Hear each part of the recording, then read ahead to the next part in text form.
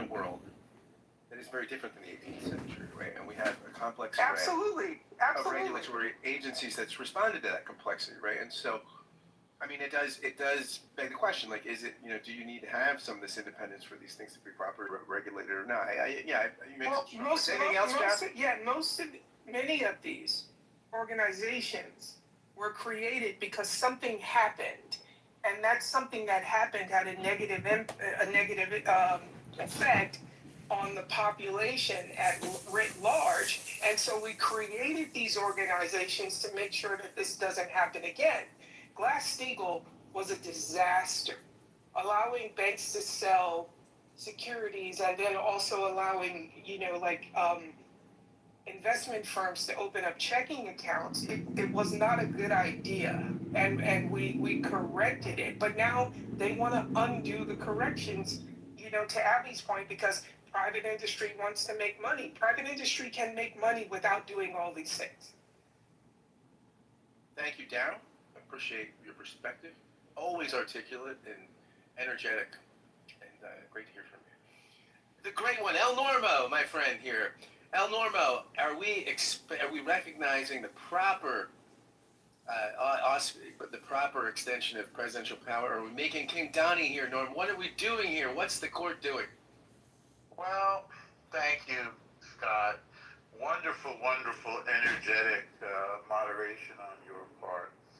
And I just want to respond in passing to the last remark about corporations making money. There is I think, a massive misunderstanding about making money, as though somehow the pie is finite. When in fact, when corporations make money, the economy grows. And when the economy grows, there's more money for everybody, and there's more money for the government to spend on good things for the voters, good things for the populace. So, as a small example, New York was dirty, dangerous, broke. Before Giuliani, it was a mess. And Mayor Giuliani, having shepherded us through the Arab terrorist attacks of 9/11 by Al-Qaeda, lured businesses back by giving them tax breaks. In the city, because corporations came back, the city became prosperous and safe and clean. And there were no more people, there were no more Hoovervilles of squatters living in Tompkins Square Park or under bridges like the Williamsburg Bridge or over by the 79th Street boat basin, and people could walk the streets again. That's what happened under Giuliani, because he lured corporations back. So corporations making money, good, not bad. Economy growing, good, not bad. But let's talk about Donnie for a second. King Donnie. What we saw under the rule of my party, the Democratic Party, was various agencies like the FBI out of control, thinking that somehow they were the government, not the elected officials. So you had the chief of the FBI, Comey, blackmailing both candidates, Hillary Clinton and Donald Trump, thinking somehow that he was the president. He was because again he was not being reined in. We had prosecutors under under Biden's administration, charging the president with nuisance suits. For example, trying to charge him 34 times because he signed an NDA with a stripper, which is just a joke. Again, under Democratic rule, we had Jews being hunted down on Ivy League campuses, Columbia and Harvard. This was out of control. What we saw was that liberalism, which again has defined my life, being used against liberals, being used as a weapon to destroy the very system that had created it. So as awkward and clumsy and vulgar as Trump is, and nobody could argue this, as uninformed and petty and petulant and childish as he is nevertheless necessary corrective to a system that had slipped into insanity. When somebody, I forget what the Voltaire expression is, if they can make you believe the impossible, then they can make you do the irrational. So again, quite sorry to have to again reiterate this. If they're going to tell you that boys have periods and need tampons and can get pregnant, something is very, very wrong. If they're going to tell you that girls can fight against boys and necessarily they're going to get their heads beaten in, something is very, very, very wrong. If they can tell you that Israel, which is obviously being surrounded by subversive terrorists that want to commit genocide, and they sing for the genocide of Israel, they sing for the genocide of America, and yet somehow using Darvo deflect, attack, and reverse victim and oppressor.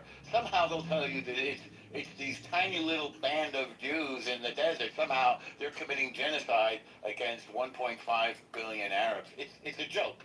And so what we have is somebody who is unsophisticated, Donald Trump, and illiberal, I would say, but speaking common sense that, and that's pretty much inarguable, right?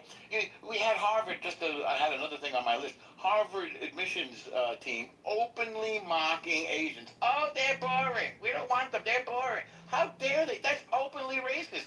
So in the name of fighting racism, you had open racism against certain groups. And it's unacceptable. And so we have this unlikely real estate magnate from Queens, of all places, suddenly being the most powerful man in the world and affirming an American vision and providing a correction to a system that had slipped into insanity. I'll end it there. Thank you, Norm. Never disappoints with a little bit of controversial spice there. All right, thank you. El Normo, let's go to Alan. Alan, are you there, or are you selling cigars? Do you want to comment or no, my friend? Alan going once, Alan going twice. He's probably making moves here. Let's go over to Faith. Faith, welcome to the stage. Do you think this Supreme Court decision recognizes the proper scope of presidential authority, or is it giving us a king? What do you think, Faith? Faith going once, Faith going twice. All right, let's go to JJ. JJ, what say you to the question of the day? Appropriate recognition of presidential power, or dangerous delegation and making us possibly facing King Donnie? What do you? I think that this is an illustration of the complete and utter malleability and porousness of our Constitution. A lot of us, like to revere this Constitution as if it's the greatest thing ever, and it's not, because you see absolute insanity and absurdity like what's going on right now. Yes, this is about King Donnie. He wants to be a king. He literally, there's been so many people who have said that he idolizes people like Hitler, like Stalin, like Mussolini. That's why he's, best friends with, Putin and Kim Jong-un and all these people. He admires these people because he wants to be a king. He had everything that he has done with regards to this presidency, because a lot of times people, when I listen to, Republicans and MAGA and I don't know, anybody, Trump supporters, they talk, well, what about all, his first presidency? His first presidency was him just warming up. He was just figuring things out. He was figuring out what he needed to do. This presidency, this is Trump. This is the real Trump that has arrived. Where he's, instead of putting in people like Mike Pence, who actually would push back, who was threatened to be hung on January 6th. Yes, I'm bringing that up because he actually was not a Trump loyalist, Trump was not able to enact his Project 2025 agenda. This is what he wanted from the beginning, and now we're all witnessing it. So yes, the the completely lopsided Supreme Court that is, basically just a mouthpiece for Trump and his administration, um, is basically doing it. This is how he wrote the song. This is exactly what he wanted. Everything is playing out exactly according to plan. People need to realize that this is this is not anything that any reasonable American would have wanted. I don't think that this is what the forefathers, that founded this country thought that where that they could ever even see the possibility of something happening like this. But this is what happens when you elect a criminal. But I won't go there too much. I have a question for you. Does the Supreme Court make its decisions based off what people want, or based off the jurisprudence in front of them? Well, this is the thing. The Supreme Court, I hear what you're saying, but it's if the Supreme Court is acting with good faith is the key. And my response to that would be, I don't think that when you have a completely lopsided partisan Supreme Court that's favoring one party over another, that you actually get fair and just decisions. Sounds good. So, I was just curious. Thank you.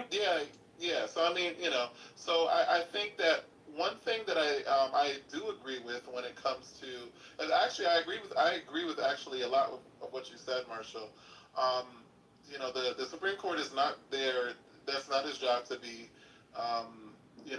making law. Congress, we're seeing the complete inefficiency of Congress, and we're seeing, just how easy it is for the Constitution to be, utilized in this nefarious way, in order for, the consolidation of power to someone who, has an authoritarian like mentality like Trump. So I think that it's really important that, once the Democrats come back, to power, which they will, it's a blue wave coming, you best believe that. That we start to correct some of the, start to patch up some of the holes, in the Constitution, that we, start to also understand that there's a lot of things that Trump did right in terms of the fact that he was able to basically get his agenda done by any means necessary. I think that he has opened the eyes of a lot of Americans in this country, and even a lot of Democrats, on Capitol Hill, that at the end of the day, if you're getting your agenda, enacted, you can take credit for that, and you're doing what the people want, or what some people, whatever the case may be. At the end of the day, they don't really care how it gets done. People just care, like what Trump did with immigration. People just care that stuff gets done. So I think that the Democrats, when they come back into power, sooner, hopefully than later, they need to actually do the same thing. I think that, especially what you said about the Supreme Court, I think that we need to get to a Supreme Court that is completely 50-50 Democrat and Republican, so that there is no way that they can have a policy that is unfair and completely partisan, so that you don't have these issues. It shouldn't be about, well, I'm just going to vote, down line with my party or whatever the case may be. It should be about actually evaluating the issues, and that way we can ensure, fairness. So, Absolutely. JJ, you might find interesting, there's a group called the National Constitution Center. It's the only group funded by Congress to disseminate information about the Constitution on a nonpartisan basis. One year they had Chris Coons as their honorary chair, the senator from Connecticut, and the other year they had Neil Gorsuch as their honorary chair. Anyway, they did this really long exercise with liberal, progressive, and conservative scholars of the Constitution. and they came up with new amendments that might make it more fair.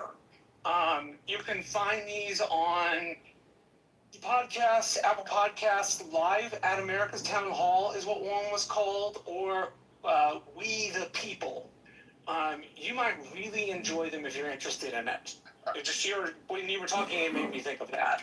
I'll definitely have to check it out, and I'm just gonna land with this. I think that, it's really important that we, because Trump is, he has a couple of years, and God willing, he will, exit quietly. But it's important that we never ever forget this time period, because I think after Trump, there this type of consolidation of power never needs to happen again, and that goes for Democrats or Republicans, because that's not how the country was intended. And Here, I'm with you. Make the executive way less powerful. Exactly. Here, make the president much weaker in terms of the power he or she holds. Exactly. I'm 100% with you. Couldn't agree more with you, gentlemen. Let's. I'm curious, Jay. I'm curious. What is it? We'll come to you. We'll come to you in a second, Daryl. We'll come to you. That was JJ was talking just now, right? Okay. Abby, you went before, right? Already? Yeah, I'm Okay. fine. So now we'll go to Daryl. Daryl Cabot. Daryl, what say you on this question of proper recognition of executive power or dangerous expansion? What do you... Man, well, I'm going to answer it this way.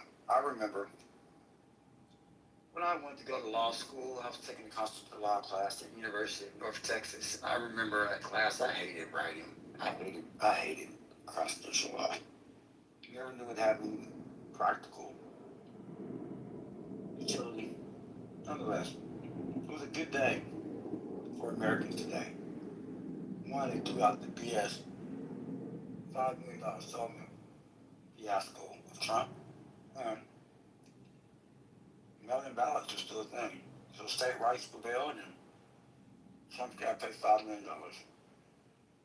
There's an America grant. The Supreme Court giveth and taketh away. I know Trump's in a tizzy. But you gotta pay up. Here's the thing. I don't know if Trump has done as great a job you guys think he's done. Jay, I don't know if you're being facetious or not. Because if he did such a good job, there would be no blue wave. Right? How do you reward people then when they do a good job? You give them, they get more seats, more Republicans get elected. Senators, upper room, lower chamber, sorry guys, I'm in the hot pocket. I'll be quick. So, the pendulum is swinging because Trump isn't doing a very good job. Look, I'm an African American, right? It's funny. And it's not funny. I remember seeing the incident with the one lady that got shot by the ICE. That was terrible what happened to her. And it was like, for the first time, not really the first time, white people got to see what black people felt like. But in her instance, it was just like, she kind of, anyway, it was terrible. R.I.P. And then the other thing with the nurse guy, I can't think of his name. Terrible. And then with the Canelo Anthony, terrible. Now these things may not seem that they're have anything to do with each other, but they do. All these things happen under Trump's leadership. Back in my military day, they say it goes from the top down, all the way up to the tippy top. I remember when I was in the Operation Iraqi Freedom, George W. Bush, interestingly enough, he was my governor, I'm from Texas Army National Guard, and he was my commander-in-chief. I graduated high school in 2002, 9/11 happened my senior year. I remember when I got on that airplane for the first time. I went down to Fort Knox, Kentucky, the place where no go's at. home of the Cab Scouts and the Tankers. Man, it was the good old days. And then I went to Augusta, Georgia, Fort Gordon, signal guy. And I went back and did some training down, and man, the military made a man out of me. I remember being in AIT. All they did was let us watch war movies. You know, the usual suspects. Full Metal Jacket, Apocalypse Now, Platoon, Saving Private Ryan, those types of movies. Band of Brothers. I want to go over there and kill some Iraqis. That's what you think of when you're 18 years old. Anyway, I digress. What I guess I'm trying to say is this, guys. Trump is going to lose because Trump is not doing the will of the people. The people are fickle. I think deep down, a lot of Republicans don't really like Trump. I hear whispers. They're just waiting for this guy to fall. It's kind of like when Julius Caesar got stabbed by those senators. Everybody had to take a stab. Deniable responsibility. You see, if it can happen to Julius Caesar, it can happen to anybody. And the Torah. They say there's nothing new under the sun. The more I live, I'm 42 years old, I probably got another 40 summers. The more the Bible has proven to be right. There's nothing new under the sun. Trump Day will come and go, just like everyone else's day will go. This country is 250 years old this year, guys. You know, my favorite Broadway show is Hamilton.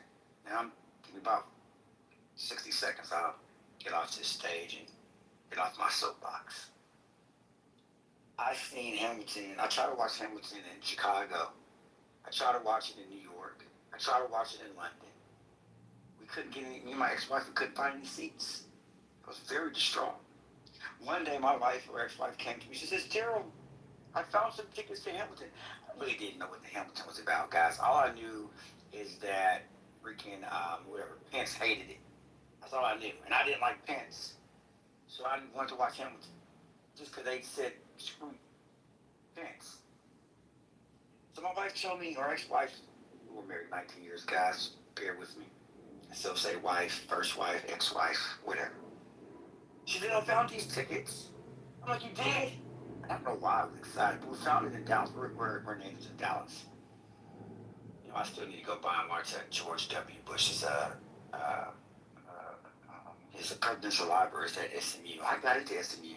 Would you believe this poor black guy graduated second from the bottom of his high school class, got into SMU, raising to build 40 VA clinics, $247 million, guys. Yeah, I remember this day from an Indian doctor too, who came to the United States with $7. Doctor said, God, if Uncle Enterprises, what a crook. Anyway, next thing you know, would I lose my place? I'm sorry, guys, gotta give me a newer divergent. That's all right. That's all right. I think you were wrapping up. Oh, yeah, I'm wrapping up, Scott. 30 seconds or less. Oh, yeah, that's right. Pendulum swinging back the other way. Trump not doing a very good job. He's going to lose. Actually, you'll see pushback. There was an incident, something not too long ago. Trump was trying to do something with some national election stuff. I can't remember exactly what it was. And Greg Abbott pushed back on Trump. That was a rare sighting. He says, Trump, I think we like things the way we do things here in Texas. And I was like, yes, get him, Greg Abbott, get him Hot Wheels. He sat Trump down. You know, another guy sat Trump down. I can't think of his name. He's the CEO of Citadel. He got an op-ed. He told Trump in regards to the black lady, the first black Fed girl. He said, Trump, you're meddling in affairs that you shouldn't be meddling in. Give her her job. The Fed must remain independent. Next thing you know, she got her stuff back. She got her job back. That's when I knew it was a little bit more nuanced. See, the Koch brothers don't like Trump. The Bushes don't like Trump. They never forgot about the stuff that he said about the brother, you know, the one that was in Florida. Bushes are a strong, powerful family. All right, here we are. Now, you're kind of all over the place off the topic. It's all right. It's all right. So, It's but all right. you do know that there's nothing more on this side, and that every There you go. time that there was a lame duck president, this is in regards to the one gentleman named Jay that was talking about the blue wave was coming. It was coming, but it wasn't coming for the reason like it was coming. It was coming because it was coming anyway. All right, Joe, I'm gonna have you wrap up because you're getting kind of far afield. But thank you. I appreciate your contribution. I'll take you. You're not a political science major, are you, Scott? Well, I was not a political science major. I'm just trying to mod the room I here. can tell you're not a political science major. Art, that's great. economics. What did you grab? Yeah, I'm gonna move on. I'm gonna move on to Marad. Marad, welcome to the stage. Do you think this recent Supreme Court decision is a proper recognition of presidential authority or a dangerous expansion of the executive's power? What do you think, Marad? Scott, buonasera, also Marshall and Alan. Scott, at all, today's movements of President Trump and his facing and confront with Supreme Court affirms my proclaim that Donald Trump is trying to stay on power, to remain in power in 2028 by means of the Iran war case. You know, he is. Rod, how would he do that? He is moving step by step in Iran's war case. And imagine a day in the next steps of war with Iran, imagine a day that U.S. Army captured and siege some oil island, Marshall? Sorry. Imagine a day that U.S. Army would capture some oil islands of Iran's territorial integrity in the next steps of war, and the suicide operations of IRGC will develop, and the country, the America, will locate on severe war status. So, based on U.S. Constitution, on severe war status, by means of the vote of Supreme Court, Trump remains on power in 2028, and I think that's in postmodern framers call for America. That's it. Back to you, Scott. Thank you so much. Appreciate that, Marad. Let's go to DJ, Jesse. What do you think? Did the Supreme Court just give us a king? Or is this just what we need in a president? What do you think, DJ? DJ, it looks like he's going to be on the phone right now. Let's go back to Daryl. Daryl wanted to get back in. Daryl, more thoughts, it looks like. What do you have? Yeah, so I asked for some latitude here. I came up because I think something that I said earlier was misunderstood because a speaker came up and said, something. I absolutely said that businesses should be able to make money and businesses can make money and we can keep regulation in place, right? Staying on topic, my comment was about his relentless attack on the Federal Reserve Bank, his relentless attack on government agencies that mostly regulate, So an example that I would like, an example is, any of you guys familiar with what a slab is, S-L-A-B? You mean like a giant sheet of concrete for houses on top of? I don't know what you mean. No, this one's even sexier, right? So SLAB stands for Student Loan Asset-Backed Securities.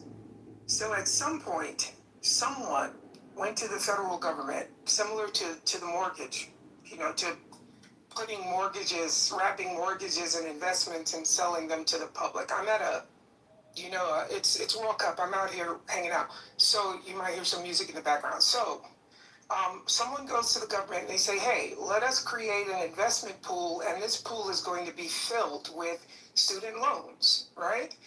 Right now, there's about $67 billion in student loans, slabs, student loan asset-backed securities that are sitting on the books of Wall Street. We are currently looking at what could possibly be a student loan bubble similar to the mortgage bubble. And there are about $167 billion in student loans that are in default right now. And a lot of economists, through the noise as to what everything else that's happening, is trying to sound the alarm. Hey, these student loans, people aren't paying these loans. The average borrower, I think, is under 40, and we could be looking at another massive bubble. Daryl, can I have a question about that? Yeah, Were these sure. securitized? Was this fund securitized, and what was the due diligence when they securitized it? So that's a great question, Abby, because no one really knows. It's securitized, but because if you think about it, unlike your traditional mortgage, which you can discharge in bankruptcy, student loans cannot be discharged. Student loans, I think alimony, child support, and back taxes are like the four things that I believe cannot be discharged. So the idea is, once you apply for a student loan, they're going to get blood from that stone for the rest of your life until you pay it back. And they are wrapped in investments at different firms on Wall Street. And again, there's about $67 billion in slabs, and we're looking at $170 billion bubble right now. And if the slab bubble reacts the way the market bubble did, then there's going to be a massive credit crunch. People don't understand. They say, well, I don't have a student loan. Credit crunches won't affect me. It will affect you. Because even if you don't have a credit card, by the way, I saw something last week. I don't know if it was maybe it was a London report. 92% of credit card users are like literally using 80% of their credit card limit, and they're making the minimum payment. So if you look at this historically and statistically, many of these people are going to default. It's just going to happen, right? So credit affects everybody, because credit affects your local store, because they have to borrow more. They have to borrow at higher interest rates to buy supplies. They're going to pass those costs down to you. If you look around, almost everything is up everywhere. And to Abby's question, most of this stuff is not heavily regulated. Someone lobbies, hey, we can create more. And again, I'm a capitalist. I've always worked in private industry. I spent 16 years on Wall Street. I believe in the creation of money. But at some point, when some dragon walks into Congress and says, hey, we figured out a new way to create money, let us wrap investments secured by student loans because you can't default on them, someone at some point should just say no to some of these things. Wall Street, my alma mater, is always going to be looking for ways to create new money. Governance and regulation is supposed to protect the average person from some of this stuff. But Daryl, yeah. another question. But since you work in the industry, do you think that Dodd-Frank and some of these regulatory provisions that came in and the legislation that came in was strapping, too much of a fetter on the ability to lend and the ability to conduct business? I mean, some of it, or maybe too overreaching with Dodd-Frank. No, because Dodd-Frank was why Dodd-Frank came in, and we needed it. It was a reaction, right? It was a reaction. Most of this stuff it's like 911, right? cops get called to react to something. Cops, unless you just like something's happening right in front of them, police are a reactionary force. Dodd-Frank was a reaction. So if there really is this student loan bubble that they really think is about to pop, and $171 billion in debt goes into default, and then no one wants to lend money anymore, we're gonna see another version of Dodd-Frank because most of the time they're reacting to something, right? As opposed to regulatory boards looking at some of this legislation and saying, okay, you can't do this. I get the idea of wealth generation. I get the idea of making money, but some of this stuff, if it's going to impact every single person, because a credit crunch will impact your car notes. It will impact your car leasing credit amounts. It will impact you borrowing. It will impact your life in every way. It doesn't matter if you're a millionaire or if you're just some guy walking down the street. No one lending at institutional levels will eventually trickle down to you. And at some point, again, lobbyists lobby, but at some point, when the investment banks come in and they say, hey, we figured out a way to generate new money, someone should be able to just say, no, I don't think that this is in the interest of the people, and just say, no, Wall Street will figure out a way to make money. They always do. But you don't have to let them do everything, because their interests are only the interest. Sorry. What happened if all these thief hands is on the same pot? The way you say somebody's backing each other. Say that one more time, Alan. I said the way you're explaining looks like all these thieves are in charge. All them hands is in the same bucket. Well, yeah, but They are reaching, and we are the one we are doing. I don't understand because I see in the market, I'm in the middle of people. People income is drop and expenses is going outrageous up. Yeah, and that's before I talked about the personal consumption expenditure index, people are spending less money right now. And if people are spending money, then the Fed is likely going to... Because they don't have money to spend. Yeah, they don't. Because, I mean, that's just a whole other room, Alan. But what I'm trying to say, going back to the point, is that regulatory institutions are supposed to protect regular people. They're not supposed to just be there, for pomp and circumstances. They're supposed to be there to protect pointy-headed cretins from destroying the country. And so in this case, if there is a student loan bubble that pops, you might see what happened with the mortgage meltdown. And Lehman Brothers is gone. When I first got onto Wall Street, Lehman Brothers was always there. Bear Stearns is gone. These are institutions that most of us thought would never go away, and they pick and choose who they're going to cut loose. And if this $171 billion bubble pops, which I really hope it doesn't, it could be blood on the streets again, but it's going to be with very specific firms, and they're going to figure out a way to sell this debt to collection agencies. Usually the government will start, what they do with federal loans and default, they just start garnishing paychecks. They're going to get their blood.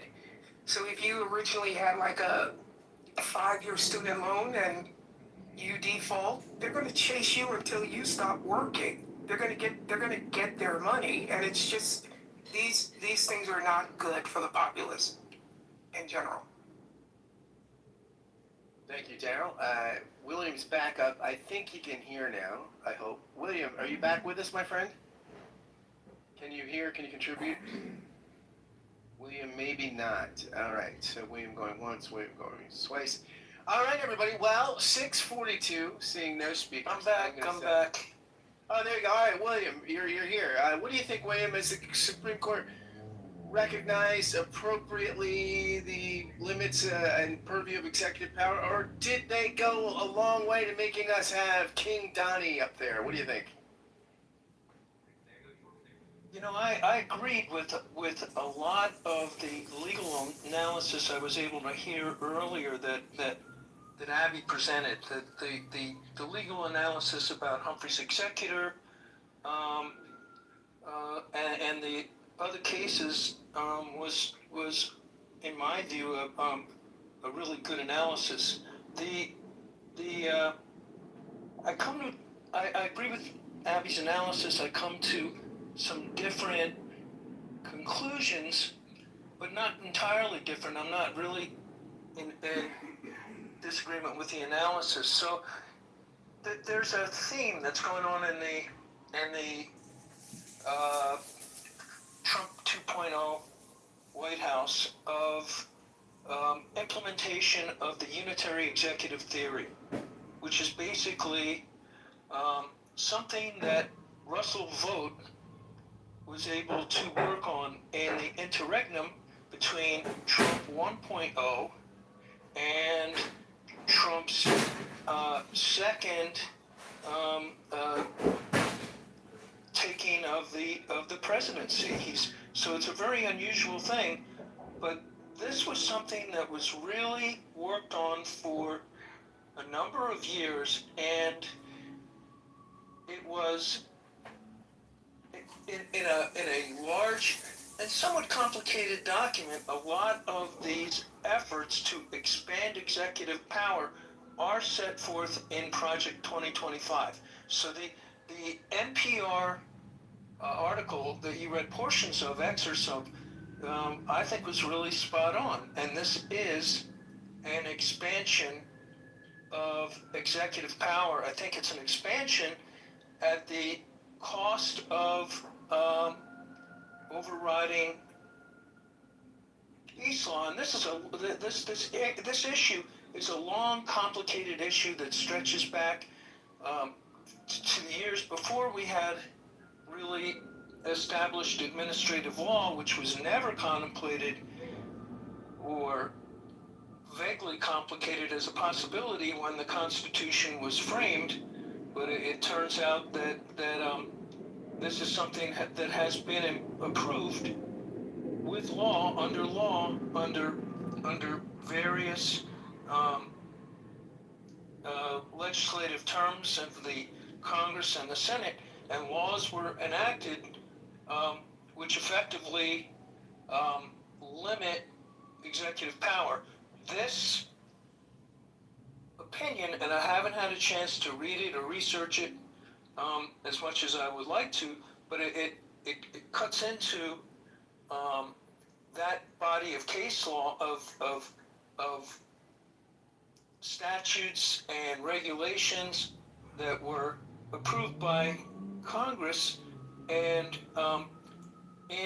consistent with the implementation of the unitary executive theory, it increases, in this instance, executive power at the expense of legislative power, which and laws that were enacted over the course of 100 years, 80 years. I'm not sure. I'd have to look at it, but yeah, this is a real expansion of executive power, and that is what the current majority on the Supreme Court has been consistent about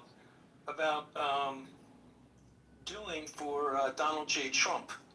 And the danger of this is that the expansion of executive power that's contrary to what the framers likely intended when the pendulum swings is going to empower another executive to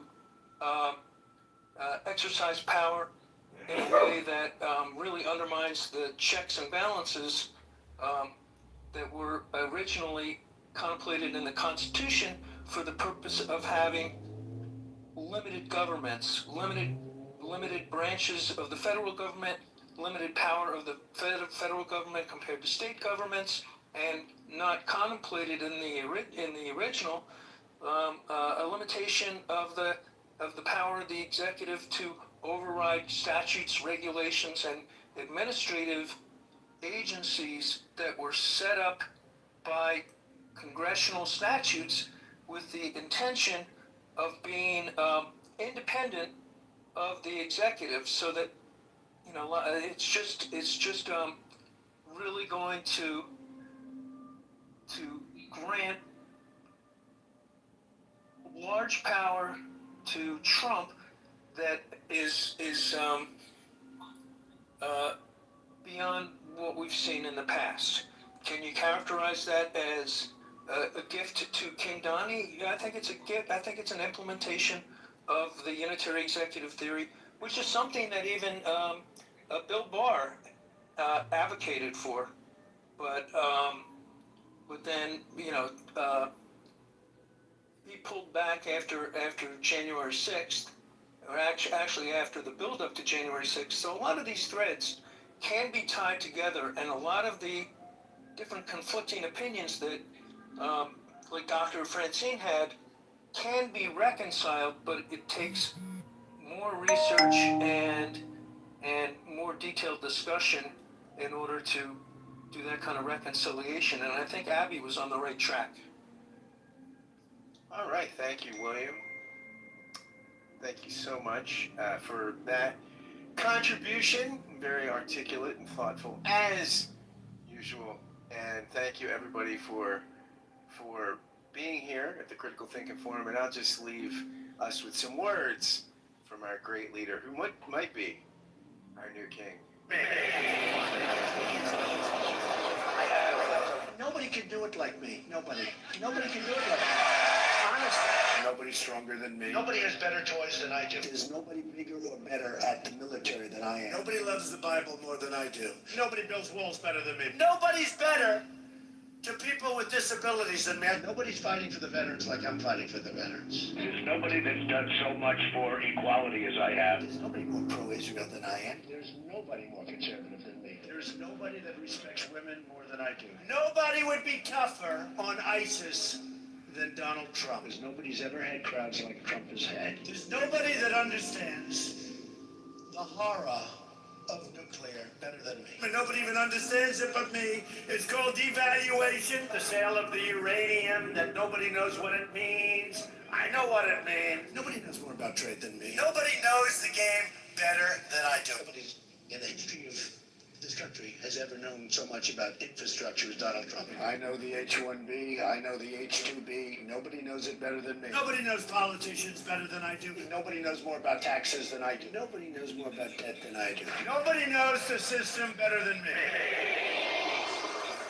I have many friends. Many friends. All of my friends, so many. Steve, I see over here. Marco Rubio is a very, very good friend of mine. Tom Brady's a friend of mine. My friend Elton John. George Steinbrenner was a good friend of mine. Howard Stern was a friend of mine. We've been friends for a long time. A friend of mine is a great manufacturer. A friend of mine is a great excavator. I have a friend who builds plants. I have friends that are reporters. A friend of mine is in law enforcement. My best friends have become fire marshals. The generals have become very good friends of mine. My biker friend. A friend who's a doctor. A friend who's a farmer. I know the insurance companies. They're friends of mine. I have many friends that are liberal, and I think they're wonderful people. I have friends that are wonderful business people. I have friends that are very wealthy people. Friends of mine go bankrupt. I have many friends who are women, and I have some very smart friends. That's right, my friends. Friend who's a very smart guy and a very streetwise guy. A friend of mine. That's right, my friends. Nobody does it. Nobody does it better. Nobody does it better. Well, Scott, I'm glad he didn't say two things. He's not better cigar salesman, and I'm not his. Absolutely. Nobody does it better. At least in his own words, my friends. And nobody does it better on this app than our dear leader, Gary Baumgartner, who couldn't be here today because I think the alarm clock failed. But nobody is as good an audience as you guys, the Critical Thinking Forum audience. So this goes out to you, everybody. Nobody does it better on Clubhouse than you all.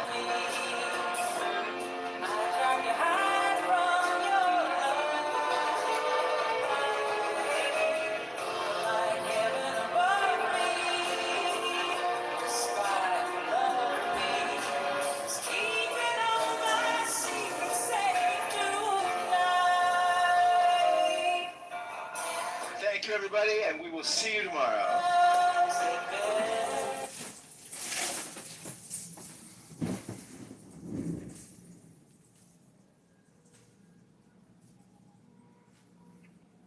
Something. I thought it was your mama that was gonna cuss me out first lady. I ain't gonna hold you. Oh shit, Britt on stage. My sister Britt has taught me first lady the foot good, and I have learned. So yes, I have been watching it through the power of Britt and Bob and your mama and Igor. It's been fun. Britt charged just up the other day.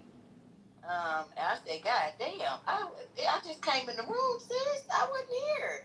They told Britt she really hadn't been a fan from the get go, and Britt said, I know you fucking lying. I know you fucking lying. Exactly. Without every jersey she had in that closet, and she charged all us up on stage. I shut up. Exactly. But when she left, I was talking again. Exactly. Penny was over there eating her food, like Safari did that one day when they were fighting down at that picnic on that TV show. But First Lady, currently they are in stoppage, what looks like for the extra time that they're playing. If Germany does not put this away and this goes to penalties, they are definitely going to be out in the round of 16. So, cheers to that. Bitch, shut the fuck up, bitch. Get back to the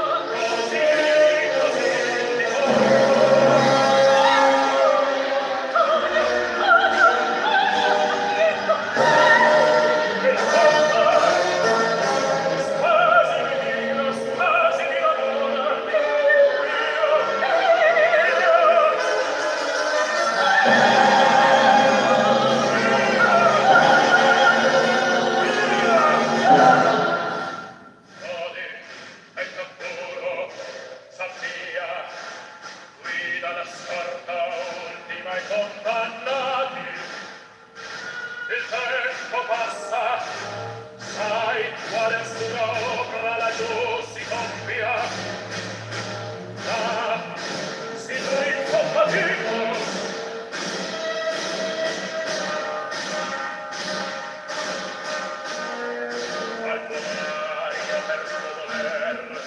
Non resta che un'ora di vita.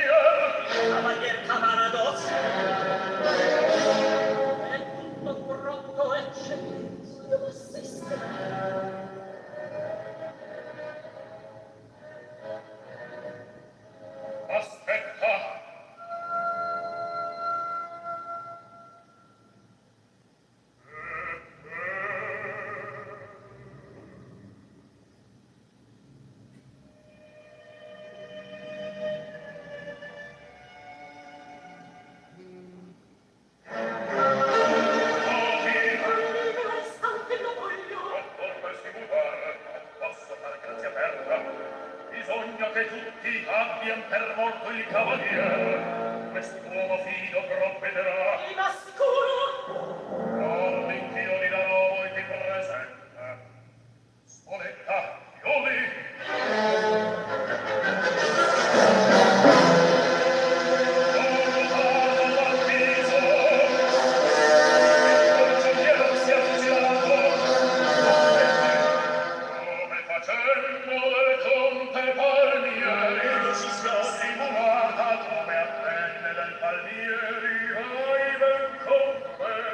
Ho ben compreso. Voglio ben dire me stesso. Sia, e darai passo.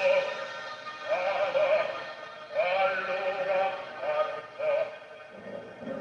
Sì, come taglieri.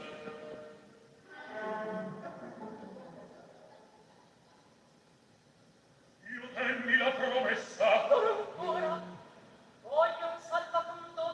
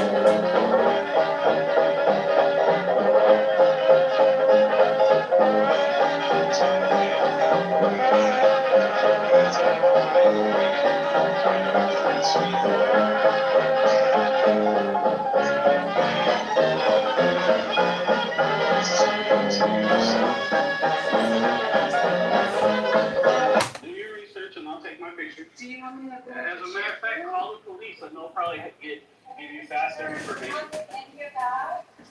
And the bigger picture is these women are being paid to do a job at this school, but look at how much time and energy they're wasting just arguing with someone over something they're legally protected to do. Again, you see how much time and resources women fucking waste over dumb bull. It's feelings in a fucking safe space.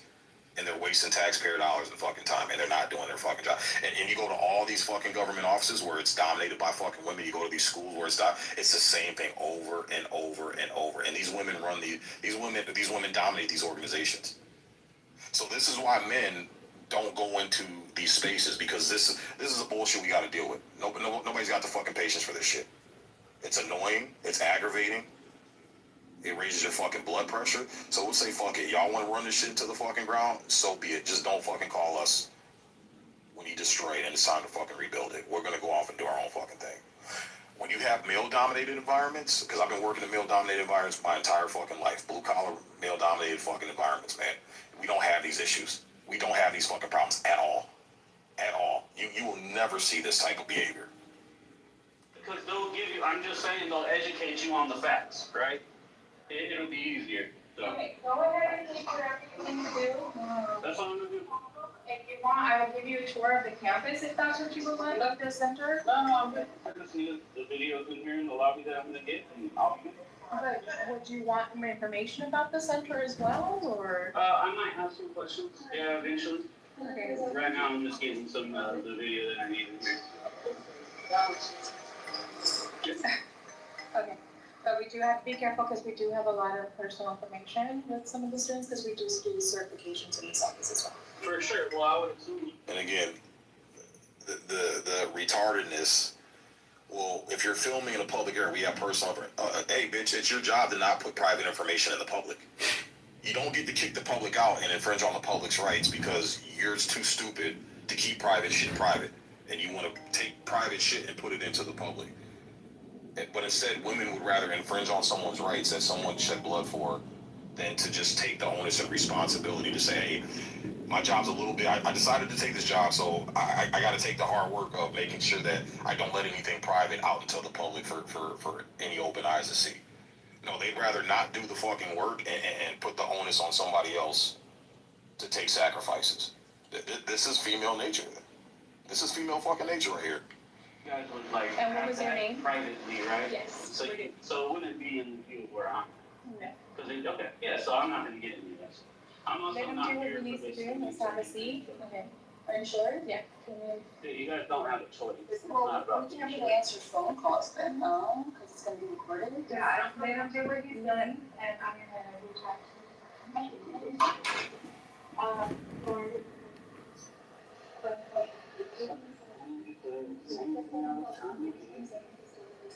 I tried to help her out. Hey, the police were already here. She heard about it, so go ahead and call them. She tried to grab my camera. She almost grabbed it. You know it's on camera, right? I said you tried to grab my camera. Yeah, I just don't want to be videotaped. I know, but it's on camera, right? I'm not lying about what happened. Okay, I apologize. I didn't mean to grab anything, and I'm not trying to grab your camera either. I thought it might have just been a reaction, I would love to give you a tour of the center itself, so you have some information. Why have we changed the attitude? Now you read an email that closed. I did not read anything. I'm just trying to make it a safe zone for my students here. These are my student assistants, and I'm the interim director of the department. A safe zone from a man holding the camera. Like, again, this is who we're allowing to lead our communities and our country and dominate certain spaces, important spaces, and they're afraid of a camera. But these women want to go to war. Oh, we should be able to listen to. You can't even handle a man just holding the camera, minding his own fucking business that didn't say shit to you. Men do the same thing. What's that? Men do the same thing. No, they don't, Preston. Because again, if you look at these videos, go ahead. No, what I'm saying is that, like, we've seen plenty of videos where, when it comes down to police officers, men, both black and white, have been very nasty responses when it comes up to the police department. And I agree with you. Like, we need more masculine men, and we need to be careful with that. But we also have an over police department that is very disrespectful, that don't understand that there's a difference between mental health situations and real criminal situations, and they take advantage of that. Yeah, but see, that's another feminine-minded premise. Again, police officers aren't fucking social workers. They're not mental health specialists. Their only job is to enforce the law. That's literally it. No, they actually. Have you been trained to be a police officer? No, I have not. Negative. Yeah, they actually train longer to de-escalate more than they're training to, start problems. So they actually are trained more for warfare when it comes down to social workers than themselves. Right, but you understand that's recently since our society has become more feminine. That's always been a thing. No, it has not. That's never been a thing. That's just this whole police officers, mental health, all this. This is a recent thing, brother. This has not been in existence for very long. No, it's the more feminine because again, when you take the women out of it, men understand how to deal with people who break the law, people who are menaces to society. We handle them a certain way, and that's why that's why we didn't have the level of societal issues. Once we started babying and coddling people, and it's not your actions and your decisions. It's because you have a mental health problem. It's because you're autistic. It's because you have PTSD. It's because you have ADHD. It's because you have trauma. It's because you have that's when we started having to go into this coddling, pacified, situation with the police. So this is a recent thing, Preston. It's not. Well, I can tell you this, like the way people are like living, it's not like a new thing. But I can also tell you this, like when you say that the coddling of people is not new, no, that is a real thing. Because guess what? We can look at their historical background and how they treated same people from different genders, different sexualities, and different races. And why is it so high, specifically in the police industry, that there's always more disparities there? And my whole thing is like, say, I think that a criminal needs to be arrested and handled per what situation. But what I'm not gonna deny is that we do understand that that the police department directly has derived from the energy that was racist. And I'm not saying that that's wrong, but what I'm saying is that it is wrong, and that they may have some energy that they have been taught that certain people, they're CIG, no stick. And I'm like with you, right? Where it's weird and nasty, and I think that black people need to stop being so emotional. But when they do studies on white cops and they decide to shoot black people first in simulations, that's a problem. How do you feel about that, King?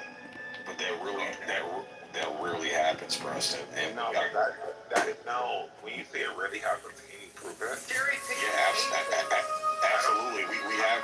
I'm talking to Nick. Yeah, Preston. We've actually gone over the actual stats about police shoot. Can you do it one more time?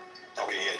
Do you know how many people unarmed people, the police shoot and kill? No, that's not. It's like that's not my argument. Because you can't get me with that because I'm not a stupid black. I'm actually a smart black.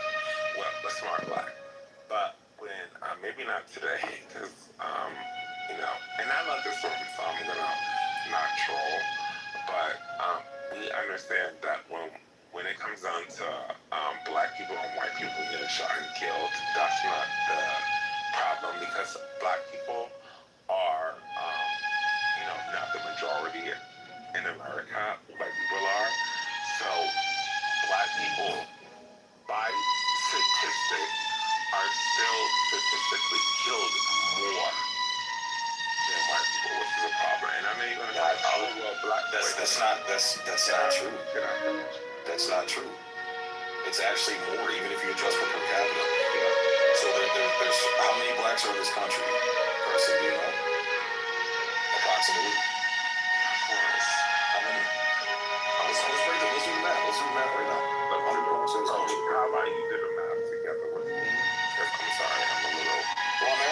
no, and I'm not. It's not a gotcha moment. I'm just asking. Do you genuinely know? I don't need to. I want to learn. Do you genuinely know how many black people make up the American population? Yeah, supposed to do it. It's 40 million. It's roughly around 40 million. Yep. So if you're talking 40 million blacks, right? If you're looking at how many unarmed people the police, or not even unarmed people, it's armed and unarmed. No, that don't work. Because it doesn't work. No, you say unarmed, so which meaning you're adding another filter in as a matter of armed or not, because black people are not all armed, right? Back to the totality and then break it down from there. I started with broken down. I want to start digging and work You don't have to do unarmed because you should be armed. Is that not an American right? Oh, I agree with that. Yeah, I agree. Yeah, we can we're in agreement on that. Let's not do unarmed because okay, fine. That's cool. All prisoners should not be killing unarmed people or armed people. Period. So here's I don't need your host pay to go person, chill, please. No. What do you mean? Like, pay is something to do on Facebook. Okay, K's a moderator.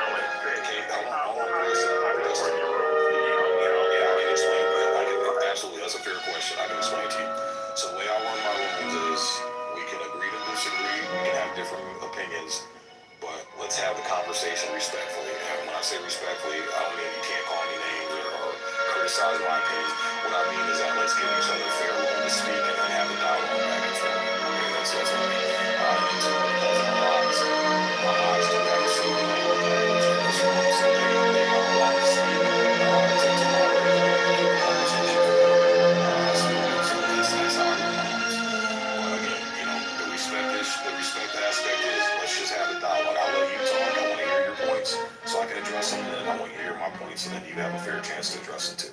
Is that fair? Yes, no, I would love to hear your points, but the only thing for me, I'm gonna say, and maybe it's just a personal thing that you don't have to do, but I can't hear. I noticed that a lot of people are really so they think that when you're speaking, that's why they want to address things. They'll say, we do this thing together where we like leave a quiet moment and they never speak, but they only wait until like you're speaking on before to address things.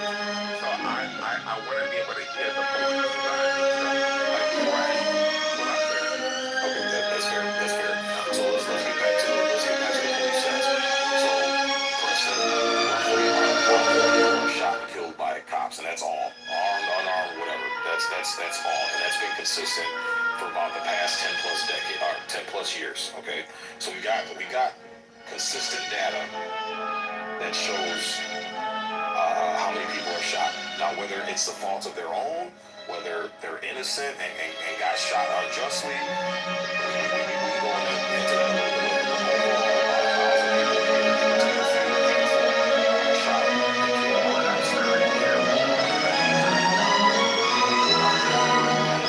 I said 1,000 plus or minus some data. It's roughly about 1,000. Let's get verified.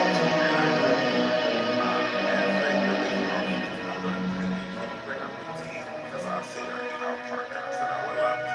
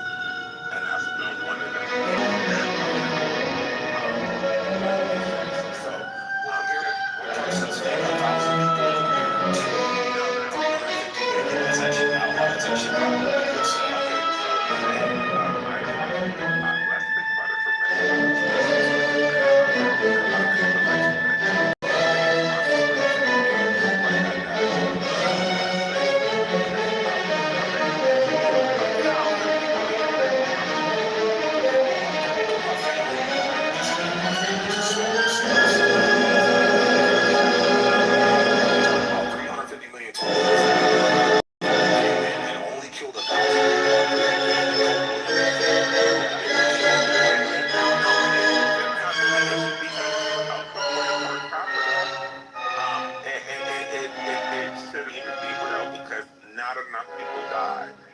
Well, no. What I'm saying is that there's a certain threshold, and I think this is a problem, Preston. I think a lot of people have a utopianistic mindset. So where they, well, let me answer your first question. Let me address your first point. Yeah, you definitely can. So, Preston, the thing is, I think a lot of people have this unrealistic, unpragmatic, utopianistic mindset, where they want to. Their thing is, well, even if it's one, it's still too much. That's not realistic, brother. We got 300,000. Yeah, but Preston, hear me out. Let me explain it. It might make a little more sense to you. So what I'm saying, Preston, is that nothing is perfect in life. When you have 350 million individualistic humans, you're going to have a threshold of adversity in your society. That's just given, right? So out of 350 million people, if only 1,000 people a year are shot and killed, that's actually a pretty good number. The threshold you're looking for, Preston, in general, is about 10%, right? And we in the military, we measure this. We have this saying called gunny percent. So you got a little under 2 million service members completely in the military. You're going to have some fuck ups in the military. As long as that threshold is below 10%, then we gotta chalk it up to just human error, and human mistakes and intervention are going to cause some adversities. If it goes over that 10% threshold, then now we can actually say, hey, we have a problem. Just like any business or organization, no matter how you train your people and how much money you invest in training, And a thousand wrong employees will be a problem, right? no, well, if you have 350 million employees, that's not bad at all. That's actually pretty good. And now, if you had 2,000 employees, What business statistics are you supporting that? Because one employee could fuck up a business. So, 1,000 employees that don't do right for because America is a business. And it's a, let me help you.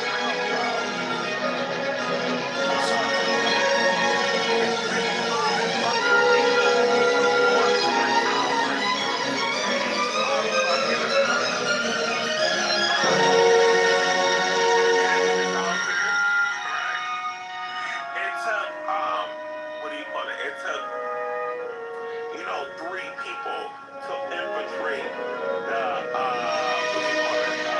The internet system where the government running to be able to infiltrate. So when you talk about the numbers, I'll use your point to prove. No, yeah. So here's the thing: five Islamic terrorists, 5 Muslims, caused the tragedy of 9/11. But here's the thing: we didn't stop. We don't persecute Muslims. We didn't kick them all out of the country. I'm not talking about Muslims. I never mentioned them. You mentioned the 5. America. What I'm trying to explain to you is that out of the millions and millions of Muslims in this country, 5 of them did. It's not about you see how it's so weird because you talk about numbers in the smallest percentage. I'm specifically talking about the energy of America. I'm not talking about the energy of subgroups. So you can't do that. I'm not talking about That's what this whole point of this conversation was. Going back to the police. You're talking about subgroups. I'm talking about America. Okay, and in America, we have 350 million people, and only 1,000 died. So out of that 1,000, how many blacks died from being shot and killed by cops? I don't know. Tell me, King. It's a little over 200. Yeah, that's a lot. We're less than 20% of the grand total. So hold on. No, that's not how that works. That's not how that works, King. At the end of the day, the police department is still a department that is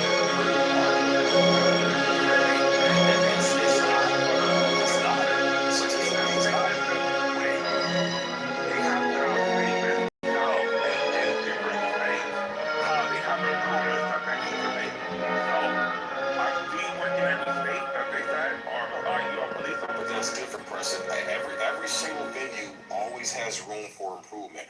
But what I'm saying is, if you're gonna and you see, that's what I'm saying, that you're arguing with me on a point that you don't understand, because that's what I'm saying. I'm not asking for eradication. I'm asking for improvement.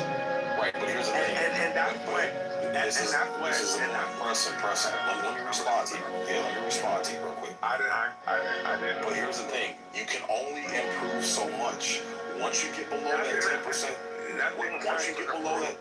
once you get below that 10% threshold, the amount of money, the amount of resources you throw into trying to get it lower than that, you're at that point just wasting, because no matter what, you're gonna have these 10% of human beings that no matter what you do, what training, what improvement you try to instill, they're just fuck ups. They're just naturally fucked up, and they're gonna fuck some shit up. You're wrong. Amazon's the same way. We're talking about corporations. Amazon hires thousands and thousands of people. Guess what? Out of those thousands of people they hire, they have people that steal. They have people that steal from them and do things to hurt the organization. Hold on. Say, when the average person gets fucked over with Amazon, what do? They fire them. But the point but you're missing the point, Preston, is the fact that if Amazon wanted to get below. I have one more question, and I'll let you go. Do they actually go to corporate, or they go to the bottom, or do they just make sure that the person who made the problem doesn't exist? Go. No, what they do is they get rid of that problem, but they don't keep dumping money. Hold on, well, wait a minute. Less than 10% of Amazon employees that they hired are problematic to the system, because if they try to make why do they fire so many people a year? Okay.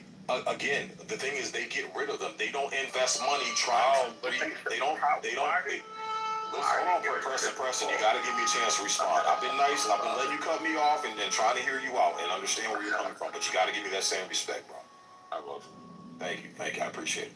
So what I'm saying, Preston, is that Amazon doesn't keep dumping money to try to fix these people. They just fucking get rid of them. But Amazon still has the same business model, and they keep moving forward with that same business model and training and hiring practices. Because they understand, hey, no matter what we do, there's going to be a certain percentage of fuck-ups because they're just fucking retards. They're just fucked, or they're crooked, or whatever the case is. Once we identify them, we just got to get rid of them. But we're not going to waste a bunch of money and resources trying to re-educate these people and keep them on board and try to dump money into No, they once it gets past a certain point, then we know it's an organizational problem. But if it's below a certain point, we just can chalk it up to, that's just a risk of dealing with human beings. But go ahead. No, I'm sorry. Okay. So when it comes to policing, the thing is, we have millions of interactions. Every single year, we have millions of interactions between police and between the civilian population, right? Out of millions of interactions, encounters with each other, we only have 1,000. And anything, if you take that 1,000 and you break it down and you look at those cases, the majority of the cases is related to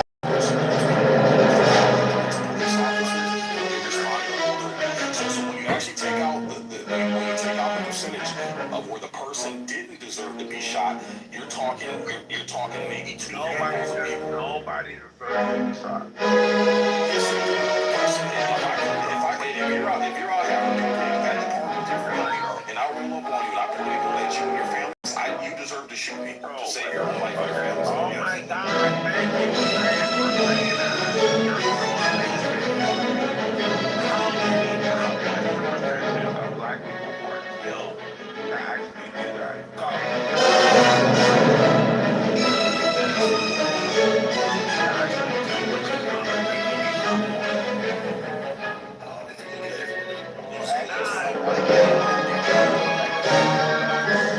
And guess what? He's alive. Is he alive? Yeah, okay. So, so I think the argument is not for me, it's not should people pay for a certain thing.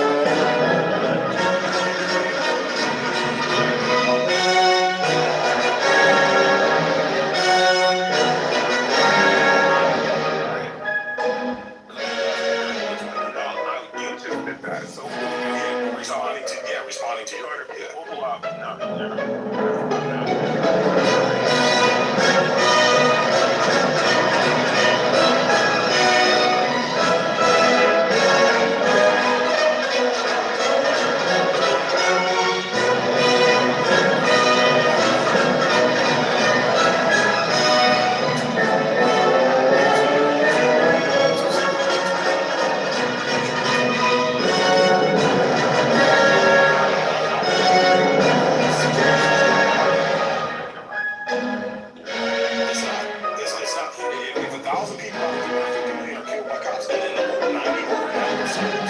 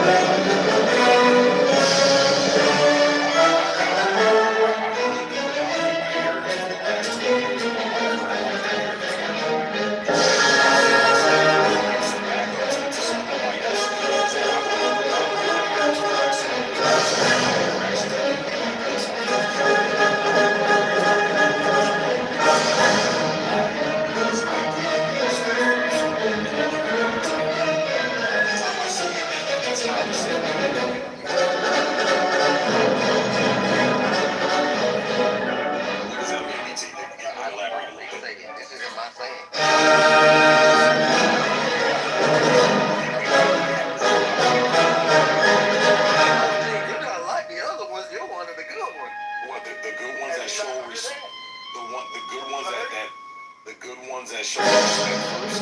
Is that what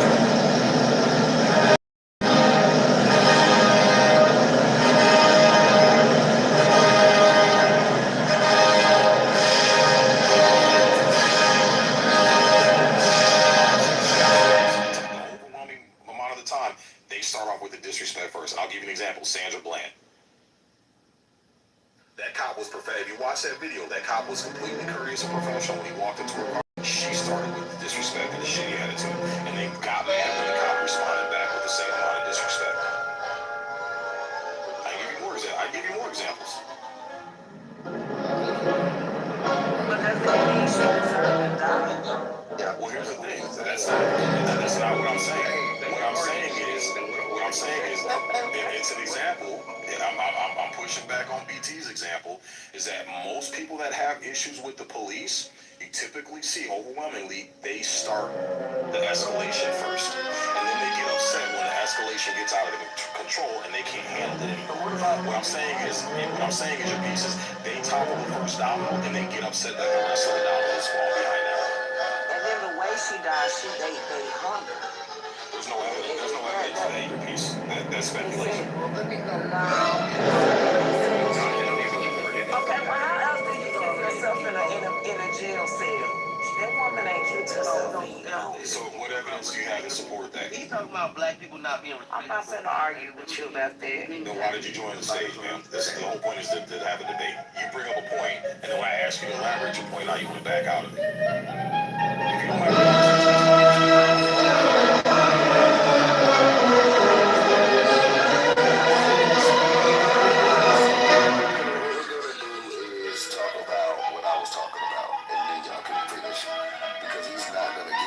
saying that black people are still which is Sandra Bland's example is saying that it's the same thing happening when we have Philando Castile, who was told to give the FBI guidelines, and shot his agents for he said that his instructions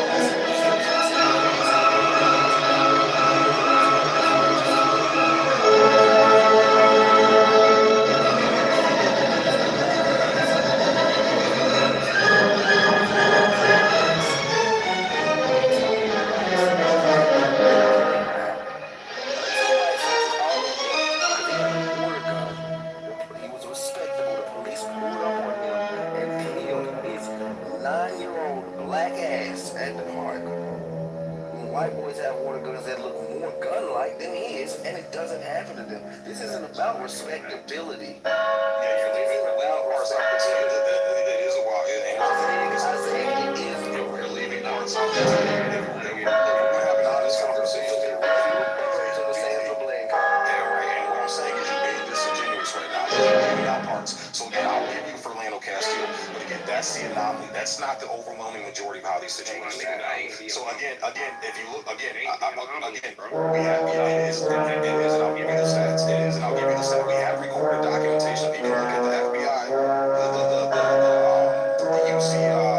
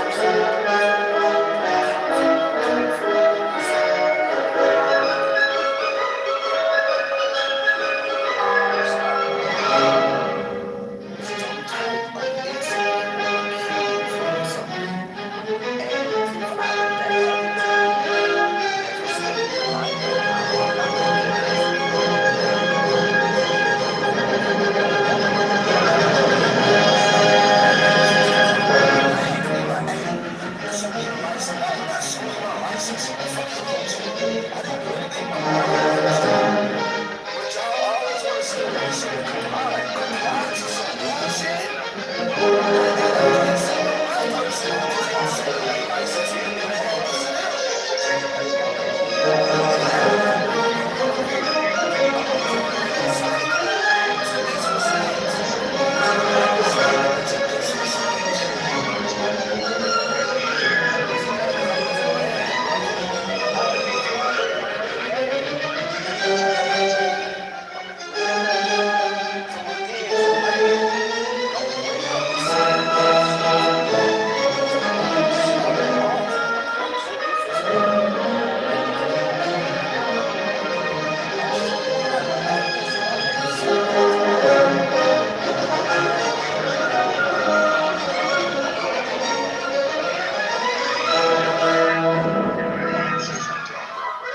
So you telling me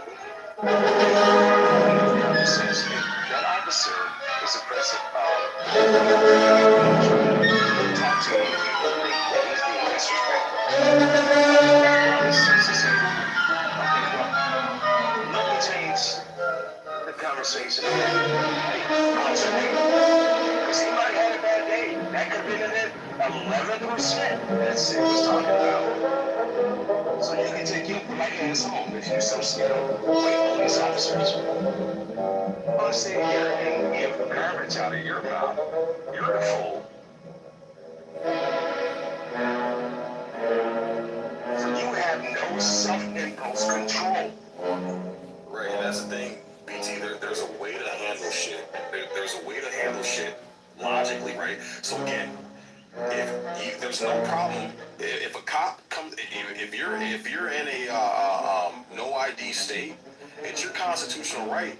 If you're not doing anything wrong, the onus is on the cop to have RAS. RAS is reasonable, articulable suspicion that you either committed a crime, you're about to commit a crime, you're about to commit a crime, or you have committed a crime. Okay? If they don't have any of those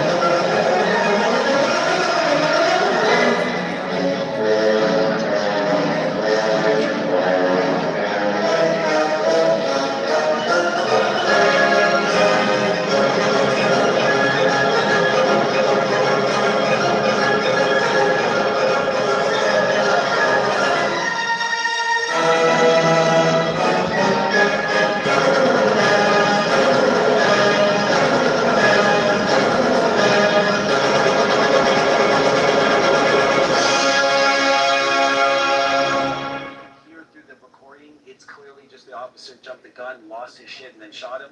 And even his fellow officers didn't believe him. If you watch the video, they have him retell the story, go to the scene of the murder, and go and show, oh, where were you when he shot? His story doesn't add up at all. And essentially what happened was it was about 2 a.m. The guy was pulled over to the side of the road. There was a report of a lot of carjackings in the area. He just assume that he saw a black guy in a car that's pulled over to the side. It must be a carjacking. No, his car broke down. He's waiting for a tow. He killed him. Mind you, you can hear in the recording the dude's being totally polite. He's like, "Hey, officer, no, I'm okay. Everything's all right." The officer's yelling back, "What? Are you sure? What? What?" Like he's talking to him like he's already sure. He's just bullshitting him, and he draws his gun and shoots him. And So I know again, that put the feeling link was in chat. respectable as heck. Yeah, I Respectable as heck. Hold on. Here's my point. Yeah, you told me to hold on 5 minutes ago. So Alan, let me let you jump in. Hold on, I'm gonna let you jump in right after Truth. Go ahead, Truth. Finish up. And so I say that to say this. When we discuss the meta-analysis, because we can't really go case by case. We can't keep pulling different cases up. When we discuss the meta-analysis of these police shootings, we are literally, 9 times out of 10, going off of the cops and the police report. If it wasn't for body cams or witnesses, we would have no one's opinion but the cops. Now, what person's going to come out and say, "I did a bad thing, I shot someone who didn't have it coming"? But you're stating the anomaly, Truth. That's the whole point. We're again. You don't know that, though. No, we do because I'm gonna tell you right now we do. You know why? Because the body cams that the blacks have advocated for, they're asking them now to be removed because it's no. Don't tell me what to stop saying. You don't police my speech or control my speech. All right, so well, I don't give a fuck, nigga. You're weird, but I'm not shutting you up. Okay. Are you not black? So I'm black, but here's the thing. I'm an honest black. I'm an honest black. I don't deny. True. I don't deny facts. We have a conversation with you, Truth. Relax. I don't want you to crash out, bro. Relax. I'm gonna have a conversation. I'm gonna let Alan go. Here's the deal. Hold on, Truth. Here's the deal. I don't care. What you're saying is offensive to me, but I'm not shutting you up. I'm letting you have the floor to state your piece. Okay, get over it, nigga. Freedom of speech. Yeah. Okay, so here we go, Truth. So the point is, all right, let's get back on track. So the point is, Truth, is that what you just stated, we're not saying there aren't shitty cops out there. We're not saying, yes, there are shitty cops, and there are cops that have justifiably killed people. We agree with you. It does happen. What we're saying is, if you look at everything in totality, it is the extreme exception to the rule. It's not what's going on the overwhelming amount of time. And what we have to prove that now is body cameras are showing that the majority of cops are not conducting themselves in this way. So much to the tune that the blacks were claiming racism all in 2020, saying that, hey, we need to instill and codify that cops must, by law, have body cams footage, and that body cam must be rolling when they interact with the public. Hold on, no, BT, be quiet for a second. I'm gonna finish my point, and then Alan's going next. I'm just responding to Truth. It's to the point where they demanded to have it codified that legally, law enforcement is required to have body cams rolling when they're interacting. And now what we're seeing is that the narrative that's been pushed since 2020 is not true. That the overwhelming majority of the adversity when dealing with the civilian public and the cops is coming from the civilian public. Now they're asking to remove the body cams because it's proven the cops to be right. That the cops were the ones that overwhelmingly are being professional and doing their job accordingly. So that's what we're seeing now. But go ahead, Alan, you got it. Yeah, and let me respond to it. I get it. Look, that cop is a piece of shit. I mean, the problem is that even if you say, well, the numbers aren't accurate, I mean, what Sid was saying, that happens. That kind of shitty cop, shooting, it's 9, maybe 10 times a year, according to current stats. And even you say, okay, it's underreported, then okay, maybe it's 50 shootings a year. That's still against 55 million police interactions every year, and about 1,000 police shootings every year. 235 about every year are black people. Okay, so the numbers. Still, when you look at the numbers, the idea that was promoted that the cops are targeting black men for death and black people for death, the stats just don't hold up, even if we give you the margin of error. That's why I always bring up those numbers. So that's one thing I wanted to say. The other thing Alan, before you go to the next, I just want to add on to what you said. I'll let you go. And what Alan's saying is 100% correct. And here's the other caveat. Is that People want to say, "Oh, that's the white man statistics." And no, because these statistics were the same even when Barack Obama was in charge, and that was a top head dog of the Department of Justice, along with Loretta Lynch and Eric Holder. And under that black administration, the numbers were the fucking same. So I don't want to hear the excuse, "Oh, then the white man's numbers," and I know because when the black man had control, it was the same fucking numbers. Go ahead, Al. Yeah, and the second thing I want to say to you, BT, look, I get it, but here's the thing. You know, white people, we don't like the police either. In case you didn't know, we're not. When But y'all are allowed to do shit to them and not get killed. That's the point. Hold on, let him finish. You can show your disdain and not get unalive. Yo. Relax, guys. Hold on. Al, I'm gonna let you go. Hold on, I'm gonna let you go. Guys, I want to hear. I want to have the conversation too. I'm amped too. I want to have the conversation, but y'all gotta relax. I want to hear what they gotta say. Then when it's your turn, we'll let you get in. Y'all know how it works. Go ahead, Alan. Yeah, thanks. I mean, we're not going, "Oh, gee, Mr. Police Officer, I'm so happy you pulled me over. Gosh darn, I did go through that stop sign. That was terrible of me. Please give me a ticket so that I may learn from this valuable lesson." No, we're all pissed too. We don't like it. We're pissed off. We feel it's unjustified. You can see, I don't know, I mean, I'm sure you've talked to your friends and had bad experiences. We talk to our friends. We all have bad experiences too. The point is that it's, you know, everything Sig is saying, is that, yeah, you don't hold court in the street. And whether you're black, white, Asian, whatever it is, if you're polite, you will get the ticket and you will drive off. And I had to come up because you said, if I'm just walking down the street and a cop comes up to me and hassles me. Well, that actually happened to me. In this particular case, I'm walking down the street, I cross the street, next thing I know, there's a cop there, and he says, "Come here." And I'm like, what the fuck? But I jumped over, I had something in my hand.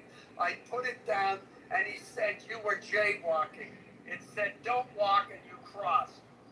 And then he said, "I'm giving you a ticket now, and so that everybody sees you're getting a ticket, so that they won't jaywalk." I kept my mouth shut. I just stood there. He wrote out the ticket, and then he said, "You crossed against a solid red. Because you were polite, I'm giving you crossing against a flashing red, which is a lesser penalty and a lesser, it's a lesser infraction. And here's the ticket. Have a good day." I said, "Thank you," and I walked away. All right, so 9% of the time, polite gets you a ticket, you walk away. Can I go after you, Thomas? Yeah, let you get in there. I just want to say this as well. I was trying to get to this and I got cut off, but it's absolutely true. Again, it's not 100% proof, but listen, if you're giving out good energy to the police officer when they pull you over, like, "Man, why did this bitch ass nigga pull me over? Man, fuck that nigga, fuck them crackers." Yeah, you're probably gonna fucking get a ticket, and then if you act out, you're probably gonna get arrested. Now, with that being said, I've gotten out of so many fucking speeding tickets. Man, I be going sometimes like 20, 40 miles per speed limit sometimes. And I'm like, "Hey, my bad, officer, my bad. I fucked up. I shouldn't have been speeding," and things like that. And I kind of keep it pushing. Sometimes they give me a ticket. There's a lot of times they've let me off as well. I've never been arrested. Drug out of the car, none of that other goofy shit. Okay? Even I had a situation. I'll say this. I had a situation. This was years ago. I was in college. I was going to see my mother. She lived on Basin Street in Tallahassee, Florida. Right? And it's a fucked up neighborhood. It was a fucked up area. Dudes with their titties out. It was a real rough area. I'll never forget. I got pulled over by police officers in my Kia Sportage at the time. I was broke as fuck. Okay? And what happened in that situation was I didn't do shit. But they told me to get out of the car, put my hands up. And they had guns drawn on me. They just pulled me over. If I would have responded like how some of y'all are saying respond, I probably wouldn't be here today. Trying to cuss out the police officers, whole court in the fucking street, and act fucking crazy because I feel offended because the motherfucker shouldn't have pulled me over in the first place because I didn't break any fucking laws. They were looking for someone not matching the description allegedly. And I could be like, okay, that's bullshit. You know what I'm saying? That, nah, nigga, you would just be, stopping me because I'm black or whatever. And again, I might not have been here if I would have crashed out that way, guys. We cannot sit back and say that we want to hold court in the street, and then when we do and things don't we want to step back, gnashing up teeth, screaming into the air, and saying the white man's terrible, the police are terrible, et cetera, et cetera. We can't move like that, guys. And go ahead, Isaac. Yeah, that was me, Thomas. I called them on you. Sorry about that. I knew it. I fucking knew it. Yeah, and where's this place where the titties are on? I gotta go. Yeah, go ahead. I wanted to bring up a point for the idiots that are going, because you know what they're going to say. Well, that's because you're in a low crime area, in a place where the black man has to be ostracized by the law because of his race. Well, guess what, you dumbasses? I grew up in that area. I grew up in an area that you're very much describing. Whoever knows about Norfolk, Virginia, yes, even to this day, the violence rate is still not as bad, but it's still higher than the state average to this very day. Approximately 5 incidents per 1,000 residents. Residents have a 1 in 150 to 1 in 180 chance of being a victim. That is of a robbery or violent crime that does or might include violence or murder with a deadly weapon. It has gotten better, but still can end up a dead person, or in this case, because Norfolk, your kid can be dead because of bullets. Despite that, you then ask, well, do a lot of cops shoot black people? No. The premise that Norfolk, Virginia has a relative low rate of unlawful police shootings despite its high black population. Firearm ownership involves a mixture of pioneering local policy reforms, statewide legislative changes, and aggressive federal partnerships. So I will just make that simple. Essentially, the people act lawful and the cops act accordingly. I know that is hard for Blackistan educated people to understand, but I grew up in this place, and I can tell you, if you lawfully do not do stupid shit with weapons, being black, even if you get pulled over with your, sometimes weed, you won't get shot or arrested or have a record for owning a gun while black. Actually, if you wanted to be even more fantastical in your brains, you might have an outstanding or an outdated warrant on some of your weapons, because we are such a gun-owning state. That happens. And the cop will actually say, hey, that G18 like ZC21 or whatever the weird code might be for the specific lot, because yeah, black people in like a lot of lots. I don't know why, but that's just the thing we have. Yeah, it seems that that weapon is out of date. You need a reference or link to get your weapon up to code so you don't have to worry. Yeah, the cops actually do that to black people, believe it or not. And that's a very normal and common interaction, because that's kind of a thing though in the entire state. Black people don't really keep up with weapon codes and shit. So a lot of cops basically say, yeah, your training permit is out of date. You might need to go update that so you don't get arrested. And that happens when you are law-abiding, non-criminal. Don't be a criminal with a gun. Then you will kind of might face that. But even in those cases, the majority of the criminals that do have former records, as long as it's not an active thing, you still can own a firearm. You'll just be dealing with the cop probably about 30 minutes, because they're going to check everything, instead of 5 minutes. So the gist of the story is, even in a very high violent crime area, in the population of black people own a high amount of firearms. I mean, this is a really high amount. We still don't have the cops murking us if we're not breaking the law. Now, if we are breaking the law, I will give you that. You're probably going to get shot. So how often you seen a white guy get shot for having something that resembled a gun? Like when's the last time? I knew a couple of friends that got killed like that. Or do they? Or You do know they what is often stupid is show more? Do they show more restraint? Because I see a lot. I see the that thing. So basically, if you saying that. I don't like that. My bad. No, I was saying, so we 13% of the population. How does this that stat that he said earlier even resonate? If we supposed to be 13%, and it's 200 out of 1,000 getting killed, and we're 13% of the population. You guys are also killed. The black people also are responsible for killing officers and attempting to kill officers in comparison to whites. I mean, so how many in comparison to how what? much more likely a black person is to be involved in a felony stop or a physical altercation? Shut the fuck up while I'm talking, man. I know more white guys that went out suicide by cops. While I'm talking, that's so man, motherfucker. You can shut your fucking mouth, dude. Goddamn, I'm trying not to cuss at you. No, the reality is, though, is that black people have way more negative interactions that they start with the fucking police. Hence, they're overrepresented. The stats all, and I don't know how many videos I saw them just be like on my fucking Facebook feed, and it'll be, I saw at least a couple of black guys crashing out, yelling at the cops, saying, "You pussy, suck my dick," all of this stuff. And the cops are like, "Okay, now, all right, yeah. Just come on, let's go." Don't forget, black women, when they get arrested, they always lie and say they're pregnant. Yeah, I mean, the thing is, though, is that mouthing off to the cops doesn't even get you killed. When you are,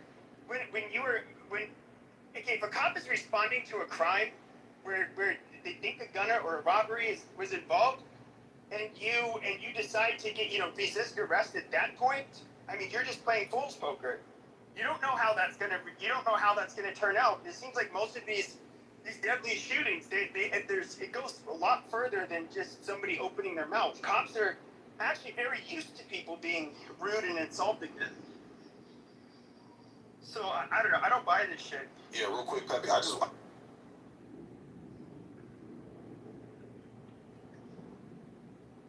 Okay, here we go. So I want to, real quick, Isaac. I want to play a clip just so you guys can get an idea of what we're talking about.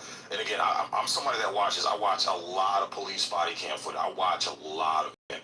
I use it for my training and my CPL classes. And this is typically, overwhelmingly, what you see. This is the interaction you see when it comes to blacks and the police. Here we go. Listen to this. Just running it, and she has only school ID. Right. This happened, and this situation happened in Hamtramck, Michigan, actually not too long ago. This was less than a year. No, this is about a year ago in Hamtramck, which is right on the border of Detroit. So it's white cops dealing with a car full of black females, and I'll grab the link and I'll pin it up to the Jumbotron. She doesn't have a date of birth up here. I'm gonna have her step past two other people in the park. Real quick, I'm gonna rewind it so you guys can hear when the cops approached. You guys can hear it from the start. All right, let's see here. Change topics. Yeah, we ended up changing topics. So we got a lot more clip than usual. We got some stuff to get into, so let's roll the tape. All right, folks, so this popped up. Hoboken and Gallagher doesn't have a driver's license, no registration. So, okay, yeah, this is actually an abridged version, but the cops approach the car, the young women, they pulled them over due to expired tags or whatever. The women didn't have any registrations, driving on suspended light, just completely fucked up, all right? So the cop had a reason to pull them over. Listen to this interaction. Nothing at all. It does have a template. I was able to see it, so I'm just running it, and she has only school ID. Right now. She doesn't have a date of birth up here. I'm gonna have her step past two other people in the park. Alright, man. So I'm gonna have you step out because you don't have a date of birth in there. So what's your date of birth? Because I don't know who you are at this moment. So as soon as I have information, then you can come back. Okay. You have to step out for a second, okay? So granted, legally, okay, Terry stop. This has been ruled on by the Supreme Court. The cops have a legal right to demand you step out of the car. That is a lawful order. You must comply. You don't have a choice. And listen to this lady respond. I don't feel comfortable stepping out of my car. That's problem number one right there. And you hear the female officer. She's being respectful. Her voice isn't raised. She's not calling him any names. She's not being aggressive. She's not escalating. She politely asked her, hey, I'm going to need you to step out of the vehicle because you don't have paperwork to drive and operate this vehicle. So I need to further investigate this, right? This is 100% protected by the Supreme Court and the law. Listen to the reaction.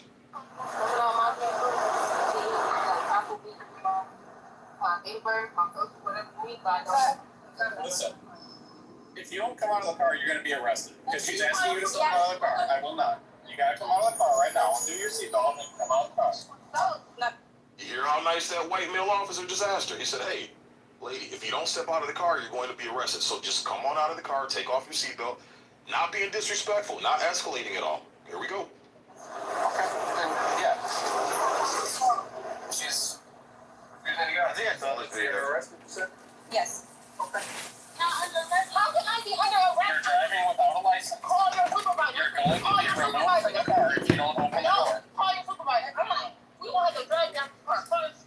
I have a breaker as well. Here, let me go get it. There it is. You heard her. You gonna have to drag me out of this car. You heard. I'm telling you, this is overwhelmingly, when blacks have situation, this is how it goes. You gonna have to drag me out of the car. Now, who's escalating? Who's fucking escalating this situation? Thank you. Okay, so hold on. Listen to the rest of it. Hold on. Listen to the rest of it. Listen. If you don't step out of the car, we're going to break the window, and we're going to remove you from the vehicle. You're going to be arrested for felony. I want your supervisor. I don't feel like We're going to break the window. We're going to break the window if you don't step out. And then you're coming over there. Okay, you're under arrest. Get out of the car. Now, you're driving without a license. Step out of the car. call your supervisor.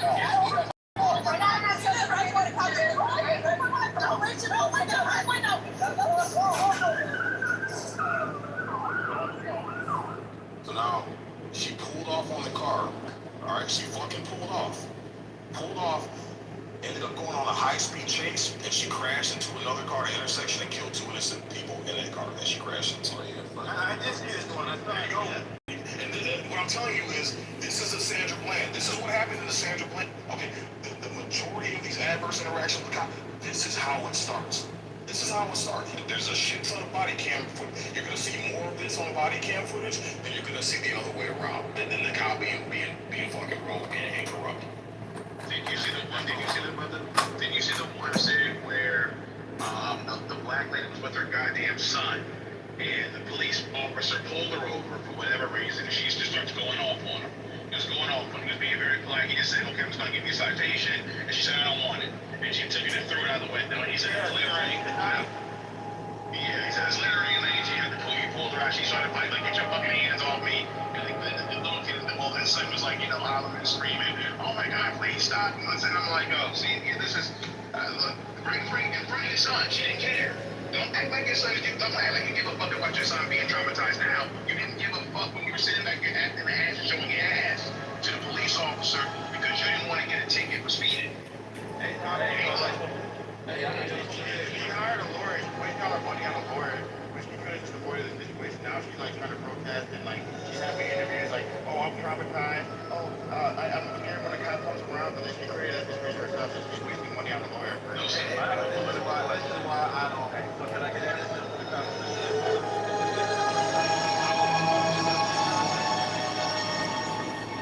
So what? I mean, it's just a political question here at this point, right?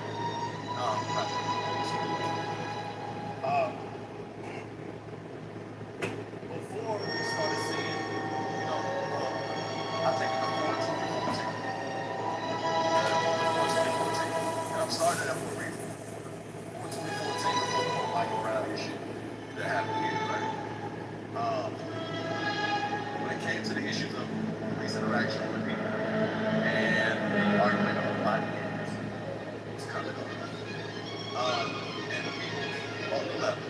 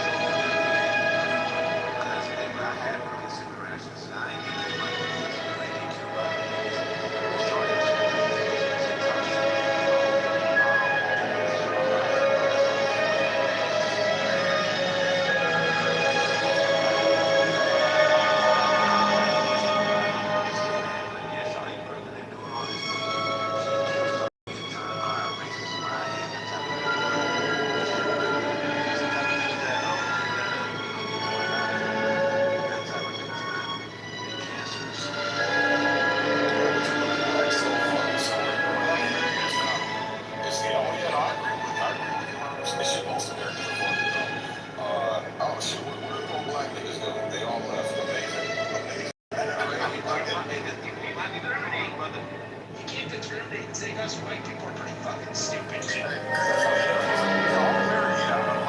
are fucking retards, bro. This is what it is. Blacks are super retarded. Yeah, go ahead, bro. Can I get, I want to give you this link and I want you to post it up on the jump. I don't know if you really can do so. Okay.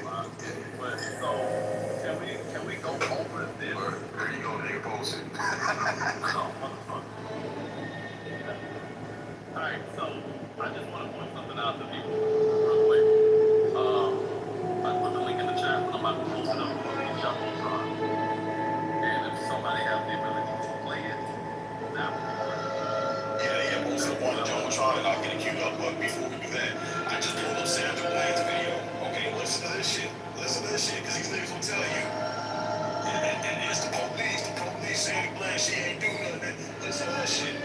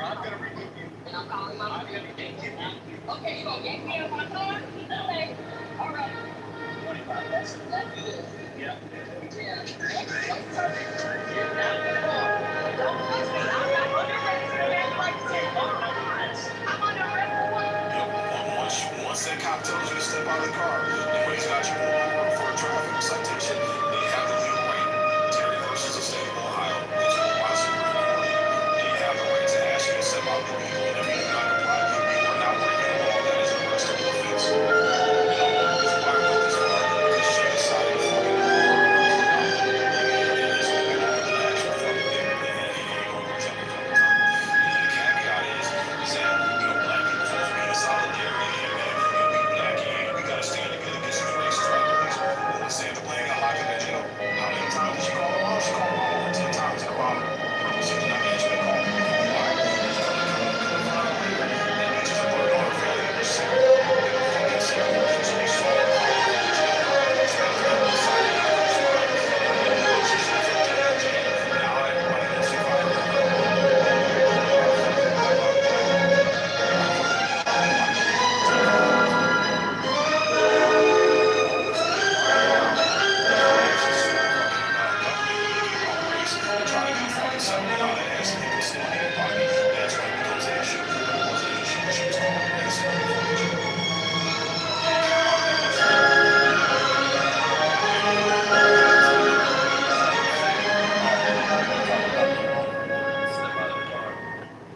going back to the neighborhoods.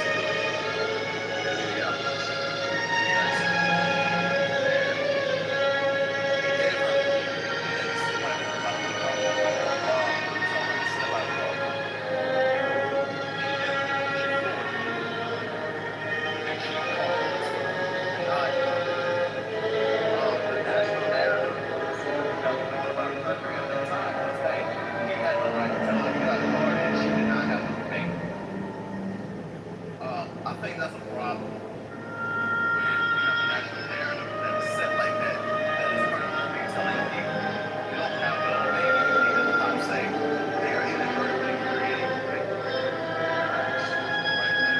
Shit like that happens. Now, however, I will say I don't think that she had any intention of killing people in the car, but I do think she had every intention on fleeing arrest. And she thought that she had to get out of this. I'll say that's a fair assessment, right?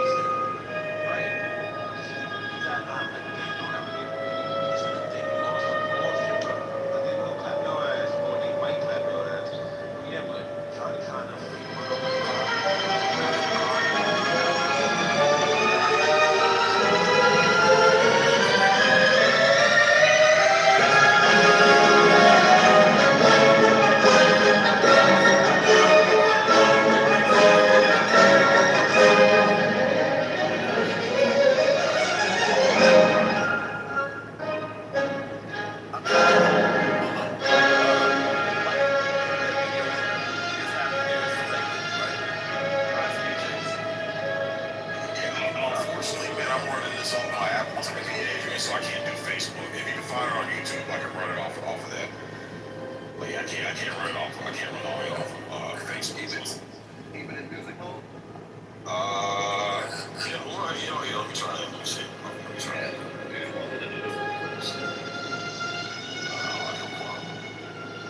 Give me a second. Go back and put the link. And go back and click. All right, here we go.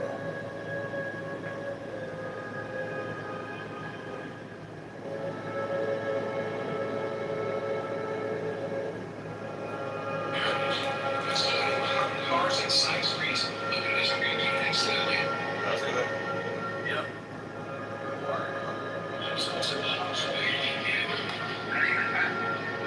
Suspects slammed on their brakes, making them plunge as they try to turn down an alleyway.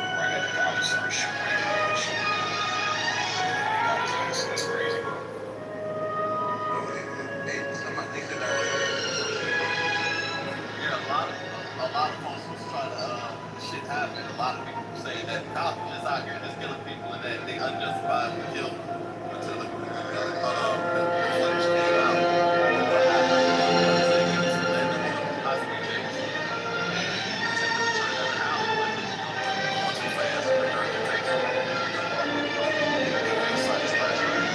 So this guy turned into an alley and hit a wall. And you see right there in front of the car. So as he was driving the car slowed down, like a mile an hour. And so the car couldn't go any further. Hopped out the car. First thing he do, pointed the gun right at the fucking cops. And started shooting at them. Boom, boom, boom. Firing back, boom, boom, boom. He runs. They get him. What happened to him? And so before the footage came out, a lot of folks were irate. Talking about, yo, so these police basically these motherfuckers out here killing black men. Blah, blah, blah. They ain't have to kill them. Wait, what do you mean they didn't have to kill them? That motherfucker intended on killing the bill. PTR, that's the body cam footage. That's actually the gun jumping out the car pointing directly at the cops. This shit crazy. I mean, this shit, I'm not gonna lie. I mean,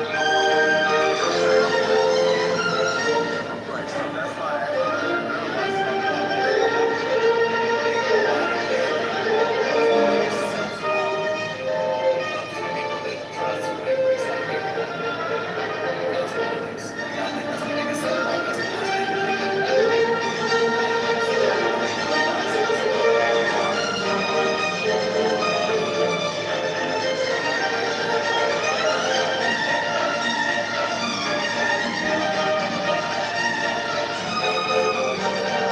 ever did.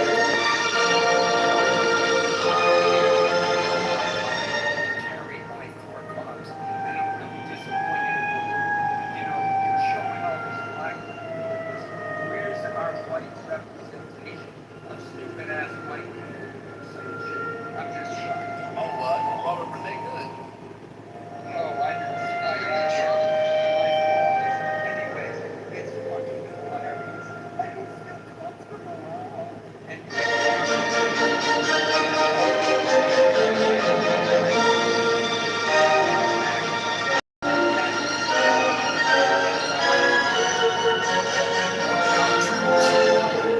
Yeah, I saw it. Yeah, okay.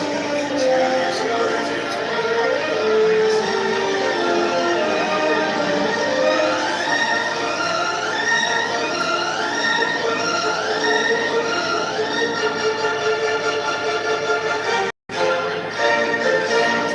I saw what's that?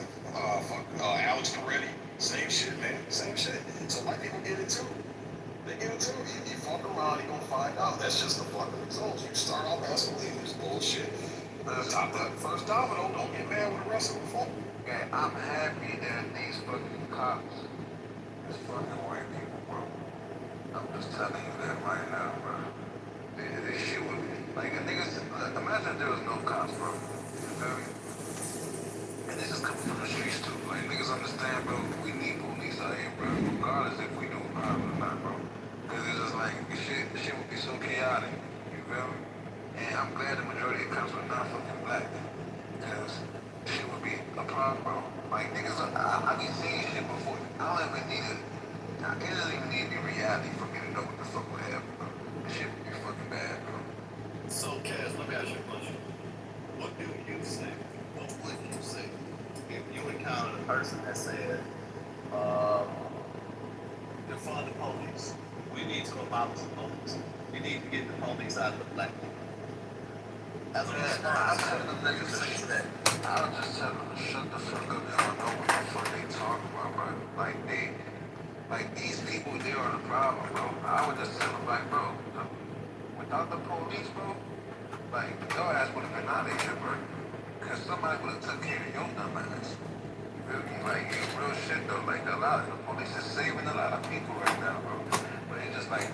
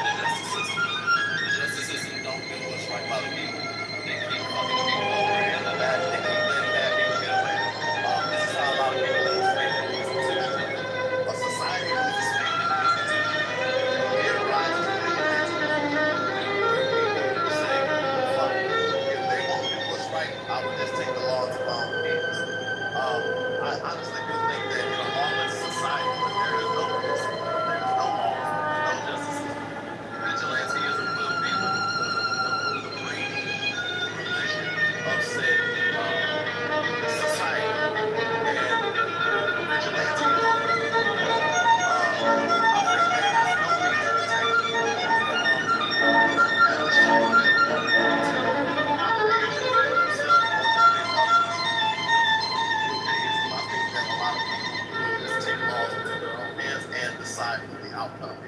So this is why I asked the question: how do you hold those accountable that take shit too far?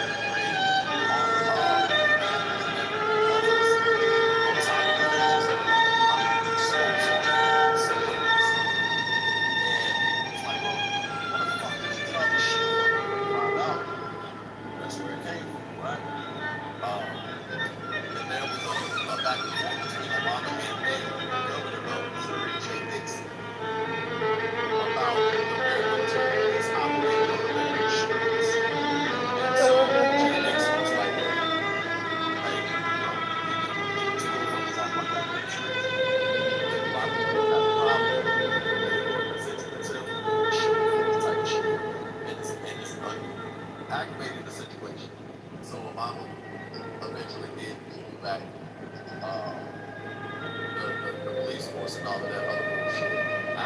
While at the same time criticizing the weaponry and the armory that they've had and all of that other shit. But nigga, that shit came from your nigga. That shit came from them covered for the federal government. So how you gonna sit here and criticize this shit at the same time? See, Obama was real simple. This motherfucker was talking out both sides of his mouth at the same time. And a lot of people were following him with that shit. When he was enabling this shit, and he was feigning as if, so he could go act about the situation and shit. So the motherfucker real slick. He had by his side is his right-hand man, who was Joe Biden. Joe Biden's the one that orchestrated the 94 crime bill that helped usher in the militarization of the fucking local police forces, bro. Like, again, this is, it's just, it's common shit.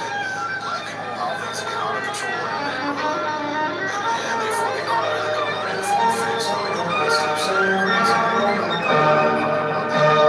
that they fucking asked for. Again, during that election in the 90s when Clinton was running against Bush, that first election, Bush was gaining traction because blacks were sick of the violent crime in their neighborhoods. They were sick of it. They were fed up with it. All the bodies dropping, the crack, the drugs, the dilapidation of their neighborhoods, and they were saying, hey, we need this shit put to an end. We need heavy police force in here. And Bush was gaining traction because Bush was coming in with a tough on crime stance. And the Democrats were like, oh shit, we can't let these Republicans win. We can't let Bush win. So they had to go the extra fucking mile, and that's where that 94 crime bill came in and all that shit. So like, fine, we gotta double down and go above and beyond what the Republicans are proposing so we can get that fucking back. And that's what swung the election over. And blacks overwhelmingly voted for that shit. And I mean, that was, I'm not one of these blacks that's against the shit. I'm like, you saw the crime drop instantly. The crime dropped fucking immediately when that happened. You know what I'm saying? I'm all for it, man. When you got shit out of control like that, you need a tough fucking police force. But it's on the people to keep the government accountable so they don't overstep their rights. But again, don't let your communities and neighborhoods get out of control like that. And again, a lot of these black communities have this fucking no snitch policy. It's like you don't want police coming in your shit, but you're not willing to fucking police your own community yourself because you don't want to fucking be a snitch. Because you're scared of being ostracized by a bunch of fucking societal rejects around you who are building and sustaining your community. They're tearing it down and destroying it. Yeah,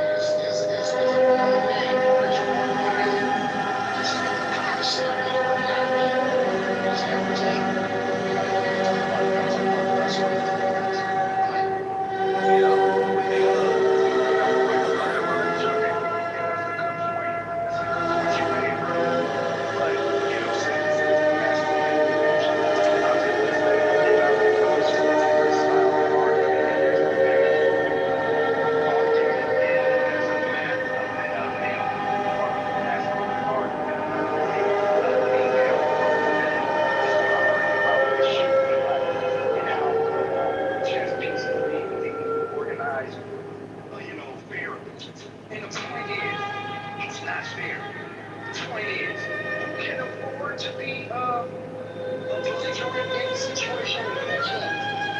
The guy who does can. Who's fair? Maybe not what you were trying to point about the negotiation. You saying, oh, well, you know, I'm it's like as sports people are doing. You know why it's more substantial when they do it? It's because they can afford to do so. Who would have more interest for a snitch?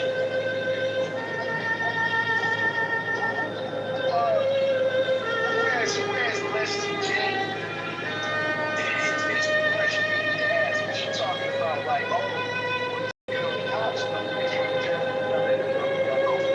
Like that's what so that's all. Because if my wife is just right like that with me, His problem,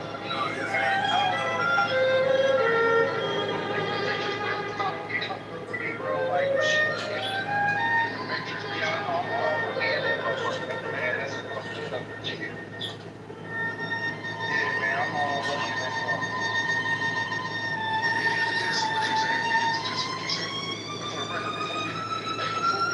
Myself and Adrian, we certainly know what this shit. That's who you're talking to right now. I think you need to know that.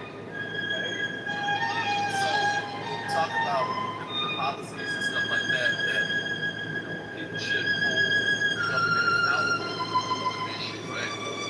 Remember coming off the summer of love, all these cities across the nation burned to a crisp. The police brutality, inciting police reform, mass incarceration, poverty.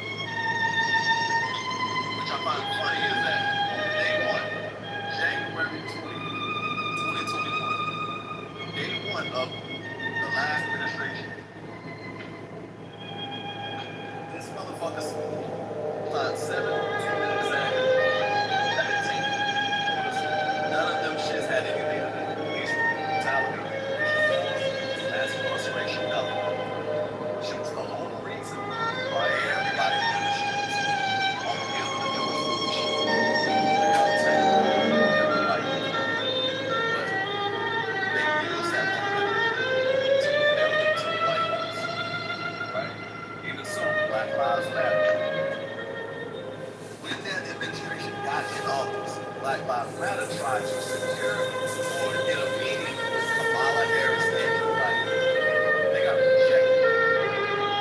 They went on their Twitter, pissed off. They went up to their Twitter and said, damn, I'm starting to think we got used. No shit, you got used. No shit. All that money y'all raised is funneled directly to the DNC, to the Democrat Party to help their candidates get in office. And when you needed them, they left your ass out there dry. The 17 executive orders, you go back and look at that footage of Joe Biden signing these shits. Members of the CDC is standing right there. Not a single member of the CDC halted Joe Biden, but hey, Joe, mind you, James Clyburn is the head minority ranking member of the CDC. Actually, is the reason why Joe Biden got into office because back when they were in South Carolina. They didn't even stop it and say, hey man, we don't see anything in this executive orders about the black community, referring to the black community. We don't see nothing about brutality, mass incarceration, nothing. They just sat back and smiled and grinned for the camera. And let them give tandems to every other fucking one about it. I could have sworn these motherfuckers got out here in these streets, caused over $2 million worth of damage. And was allocated to Kamala Harris at the time. And Joe Biden. They actually got our hands supporting and trying to put them into office. And they didn't do shit for your ass. I think that's hilarious, and I think that is actually one of the that shit was crazy, right? They didn't have nothing in there. In those 17 executive orders, I encourage everyone to go look at those Biden 17 executive orders. And look at those 17 executive orders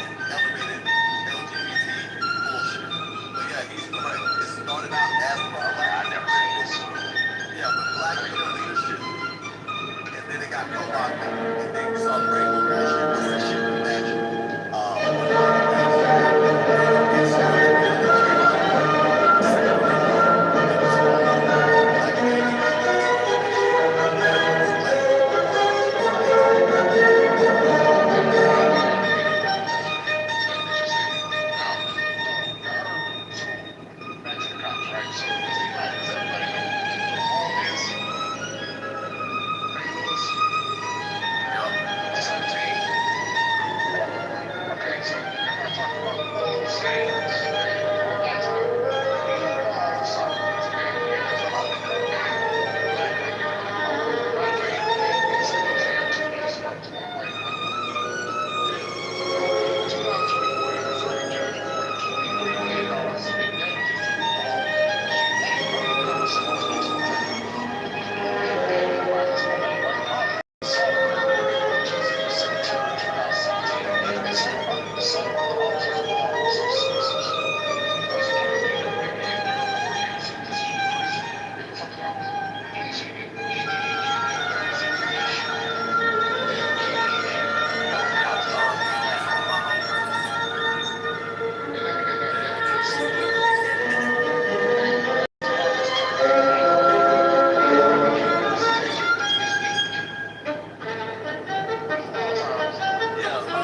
That situation that happened, I know exactly what you're talking about. His niece is my homegirl. We saw the video. He was in plain clothes one night over on the south side. And motherfuckers rolled up and they beat him. And he was shot as well. And he told him he's a cop. Right. He was telling them that he was a cop and they still fucked him up. Even though he was a plain clothes cop, they still fucked him up.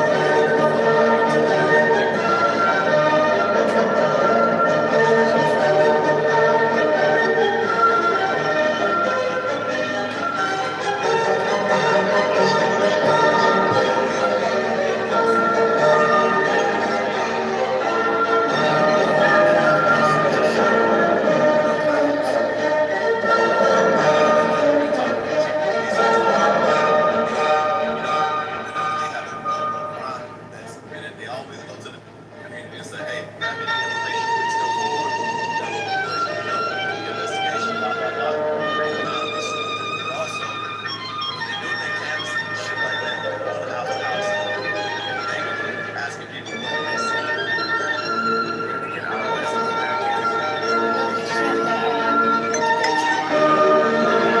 You as the host put EU game with different number of players or whatever that version is. Yeah, and then you should return everyone to the front screen. Yeah. Oh, and you see the number. Yes, you were sure you're not just have Richard. Right. So if you don't want to host, it's not open. This information if I say it. Alright, so let's start. The code is 4745. Since we hit abandoned game, I can name three. Yes. Okay. And Sorry. nothing gets resolved in a lot of these cases because people do have information. How we protect you? Once they leave your precinct, right? That was a case for the first 48.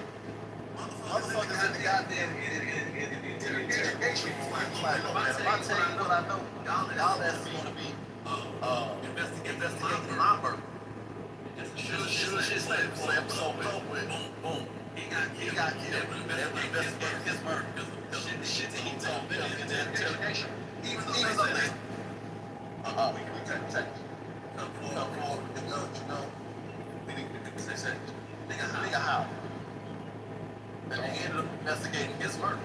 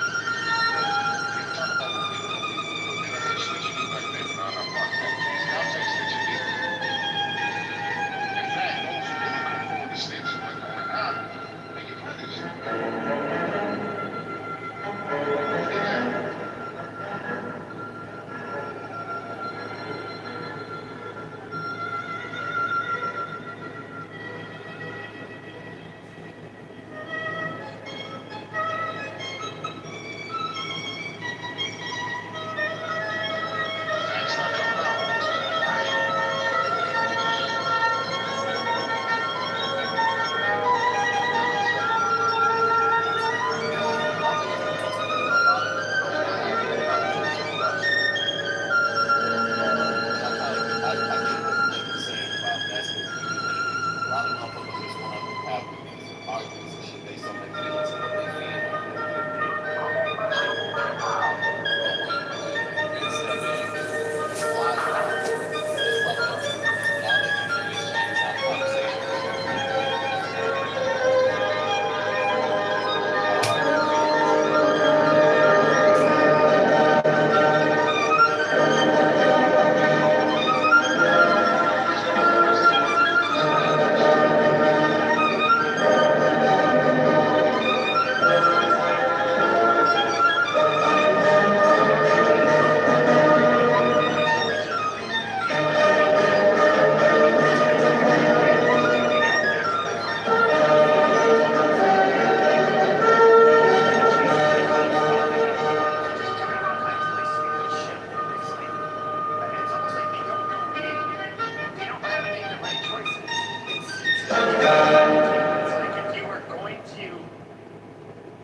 Whenever you have a weapon, or the police are like actively chasing you, like they're gonna be on alert. They're gonna be fidgety. They might think they see something and they're gonna fucking shoot you. I think the person that you're describing exists in all ethnic groups because I can share multiple videos where some white, black, or Indian person doing the same thing in traffic stop, right? But I also see cops show some level of ability, right? Now, I say that to say this. Nobody commits more crimes than white people in America, but it's not represented in the prison population. Well, that's good. Now, And I finish because I did not cut you off by you. Stop. Go look at the FBI emergencies. Nobody commits more crimes than white people. Nobody. Per capita, come on, man. Can I finish? Come on, bro. Can I finish? Because Don't do that. man, I'm not trying to argue, man. I just want to land. And you say, see, I don't agree with you. You tell people to calm down. I don't agree with what you say, but you ain't got my mic. What talking about? Well, first of all, it's my room, and I'm gonna tell you bullshit. What you said. I'm gonna apologize. You know I'm gonna let you finish. You know I don't love you. I didn't take it your way. You said. But how many times in this room today have I let people cut me off and I muted up to let them cut me off? No, that's what I said. Say something. Come on, man. Come on. That's what I Go said. ahead. You know I'm gonna let you finish. Right, but I can say per capita too. See, white supremacy always wants to be sample size the person, population size with statistics, right? Because it doesn't make them look as bad. You see what I'm saying? Because we go to per capita globally, it's even worse for white people because they'll make 10% of the population, but they're the most violent globally. You see what I'm saying? Look at the type of countries with the most immigrants. The top 10 are all white. So I'm gonna say this, man. Here in America, right? What is it? Crime statistics and DI crime statistics, right? You look at all the crime categories. Nobody commits more crimes that's being charged, right? Not convicted, charged. It's white people, but it's not represented in prison population because they benefit from white privilege. Now then, you're the sitting hearing committee. I can play the tape. You're the sitting hearing committee. When asked by Secretary Ortiz out of Europe, he said, what is the greatest threat to national security? She repeatedly asked him. The heads of the FBI and the DHS said, white domestic terror. Go ahead. It was white. It was white domestic terrorists for a few years. But then, what was it in 2000? I believe it was 2018, 17, 16, and if I recall correctly, it was Black Identity Extremists. So, I mean, all right, and when they talk about the white terrorists, they're generally talking about Nazi types. And the Black Identity extremists are pretty much, the other side of the same coin. They're not really that much different in terms of their belief system, but yeah, you can say overall numerically, yes, we're 60% of the country. You guys are 13 American commit more crimes, but when it comes to the rate of crimes that are committed, black people, it's disproportionate. If we look at things like homicide, you guys commit the actual numerical majority of homicides in this country. That's like the one crime that black people actually they excel at. I mean, I've never seen a white city celebrate the July at 40 shots, 75 shot, but clearly every fucking holiday weekend and Chicago. You don't see some white people shot. On our own holiday, bro. On our own holiday, Juneteenth. They were blowing each other away too. It was absolutely wild to me. Hey, can I bring up an issue? A situation that happened? Yeah, and then I want to let I know Conscious just came in. I know he wanted to chime in. We'll let him go too. But go ahead, I think it happened out in California or Texas. Probably even Arizona. Does anybody remember that white bike gang that got into a full-blown shootout? Charlie's Angels. Not Charlie's Angels. Hell's Angels.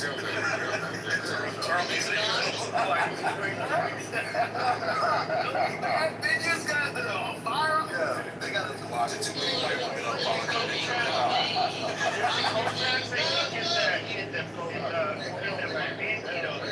Wait, don't get in front of it. No, it wasn't Hell's Angels. Don't get in front of it, that man. Hold on. It was nearly 100 motherfucking bikers out there got into a full-blown shootout. Whole video. Video footage of this shit. Several people died. I think like 9 people died. Nobody went to jail. No, that's bullshit. They all went to jail. They never got convicted. So what ended up happening is they actually spent a couple of years. Because I remember this clearly. They all, in fact, most of them were not even given bond. And the fact that they're part of a criminal organization, you know, an outlaw motorcycle club, there was a lot of reasons why they did that, but they ended up getting. None of them basically, they all refused to cooperate, and none of them would snitch on each other. You know, which kind of makes sense. All of their co-defendants were fellow voters. They were all teams. What are you talking about? All of this shit was on video footage. Yeah. On video footage. Literally showed soft shot with guns.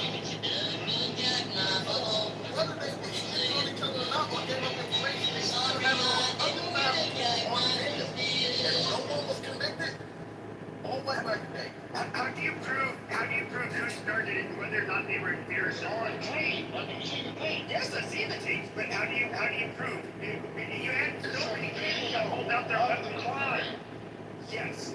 Okay, so you have the first man that did something. Now, when everybody else pulls their guns, how do you prove they're not doing it in self-defense? Stop it, bro. But I got you. So you heard what the big said initially, right? So Marcus one ethnic group in America, German Americans. When it's supposed to white people, they don't call themselves white, they call themselves German, Irish, British, Italian, so on and so forth, right? I can't be wrong with what I'm about to say, but they have their own white ethnic caucuses, right? It's called APAC, that's what Jews, it's called Latin American caucus, it's called German American caucus. They all have their own white caucus.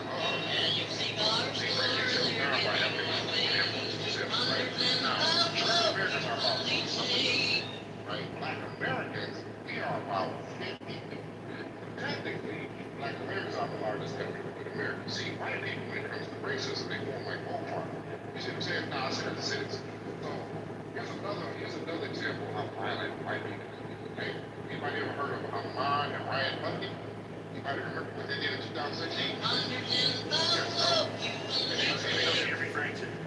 I know you know. And then their father had a standoff in Arizona because he grazed his cattle on federal road. Oh, yeah, I know what you're talking about. No, that's the father. No, that's the father. It's two separate stories. When the father had a standoff with his marshal, and he came to serve him on board. You know what else? His name was federal cops. And they moved it because they was going to beat them with force. They didn't want another white code, which activated the thing. Oh, yeah, I'm going to give you Now, in 2016, armed anti-government extremists led by Ahmaud and Ryan Bundy, sons of Nevada owners, Nevada rancher, I'm sorry, not Arizona, Vegas, Las Vegas, Nevada rancher Clyde Bundy took over headquarters of the Mueller National Wildlife Refuge. Somebody ended up dying in this case, right? They made recordings before they took the fuck over, saying goodbye to their management, right? And then guess what? They went to court and got acquitted by a majority of their peers. Then this motherfucker, Clyde, Ryan, Ahmaud, runs for fucking governor. So, now, we see how we bring up Timothy McVeigh. See, Timothy McVeigh will activate the next right? Timothy McVeigh And his accomplice, their goal is right down. You know, to the man, he injured 600 some Americans. He killed 179. He blew up the building in Oklahoma. I'm like, That is unusual. That's why it made the fucking news.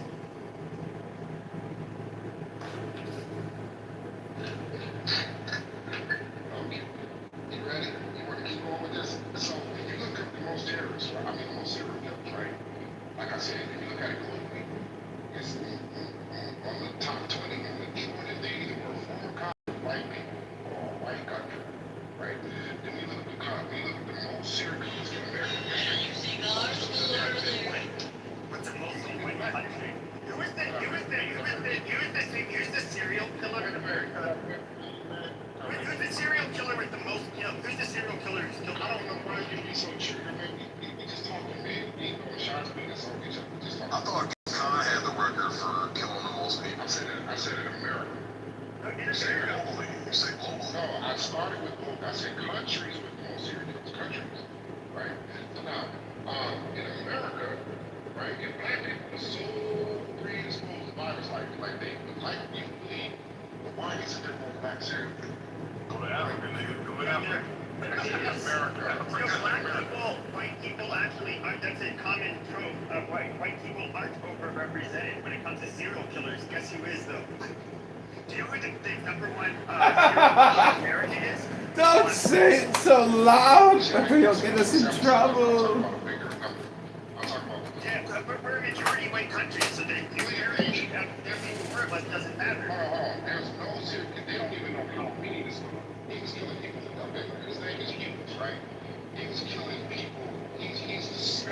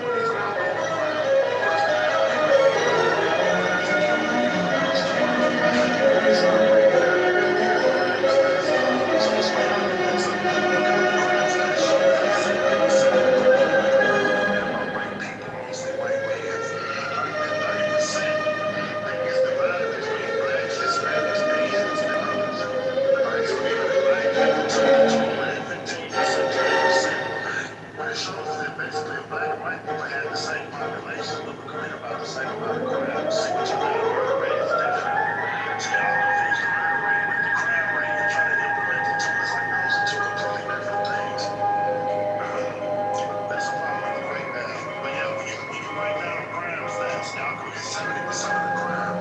Y'all, that number is 4.5 to 1. So we have the same population. We would commit about the same amount of crimes. And we can go as far as say black people might still commit more crimes, but it wouldn't be significant enough for y'all to make it a talking point.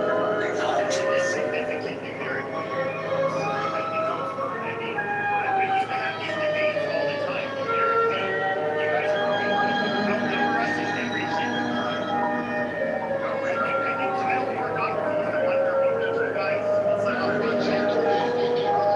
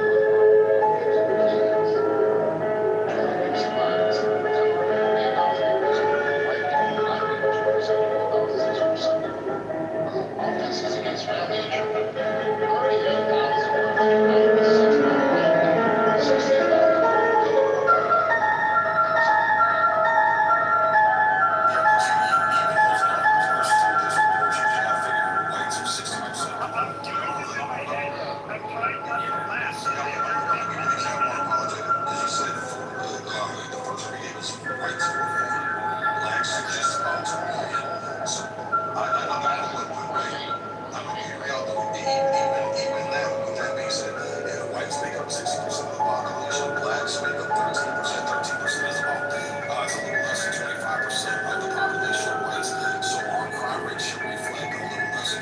95% of crimes, they're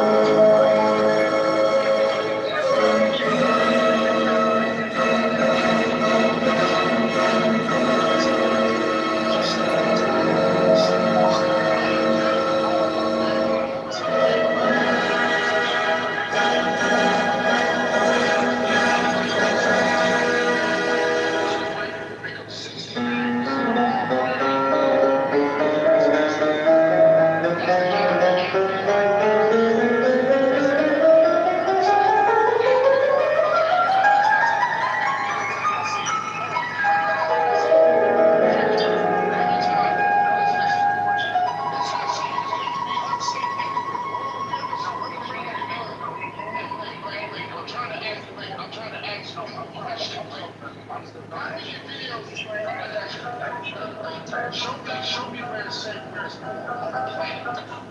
So look, my question to you, Nick. My question to you, I answered your question. I answered your question. Like I said, this is a problem, man. Can I answer my question now? So why can I get with somebody that you know some of the cities are saying, some of the cities are not. It's not so much as well. That's the first one. Why is it that how many videos and that's your great? How many videos have you seen? I can tell you, and this is a problem.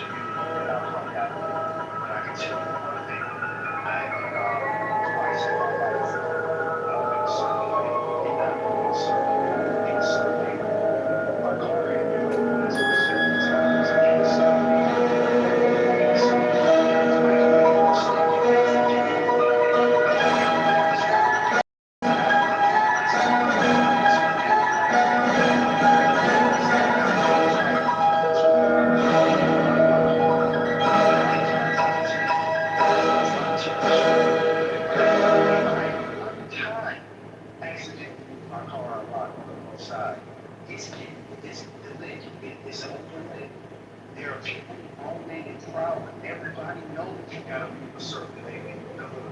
You cannot say there are some ghettos that are better than others. No, it's the same thing in every ghetto, the same type of way. You have to know when and how to deal with it. When you can certain people, listen, did you as a black man, I don't know, just that you like that I have in my life, so I know there's a certain kind of there's a certain way you gotta move. And my kids have never had it like that, bro. My kids can go outside and play free. Okay, so wait. I was on stage with 3 white kids in a white neighborhood.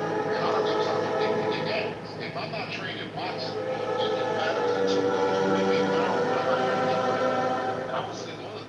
You know, all of them started to get all of them started to get ass.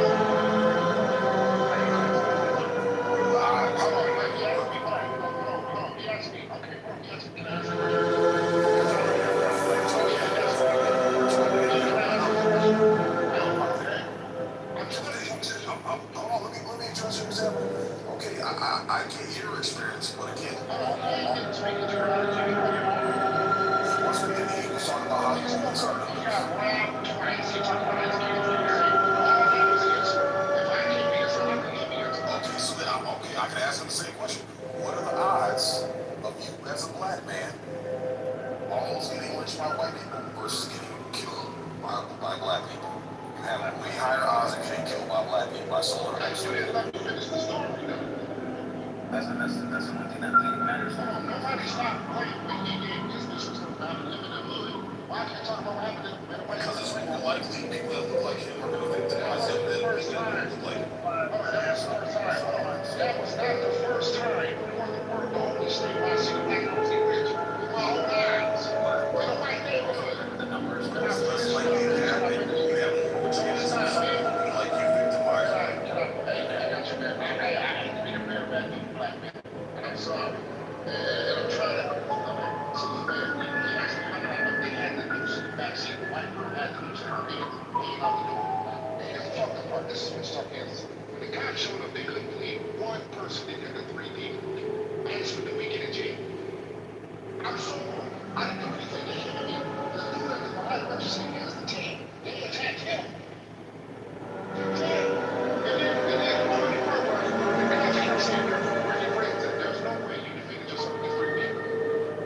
If I don't know what I know, I'm not here today. You see what I'm saying? Even the witnesses like, no, they ran up on him. You see what I'm saying? Now my question to you is this: how many videos do you need to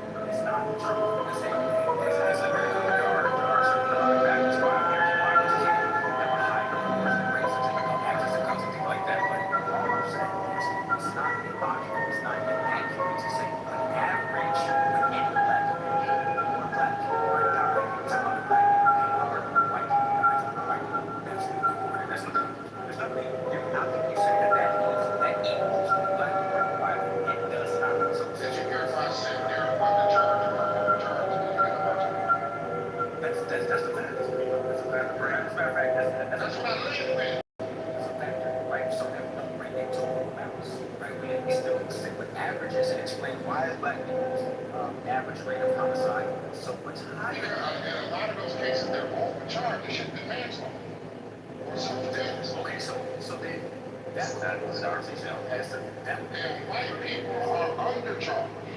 Right, but that was still acknowledged as the greatest, right?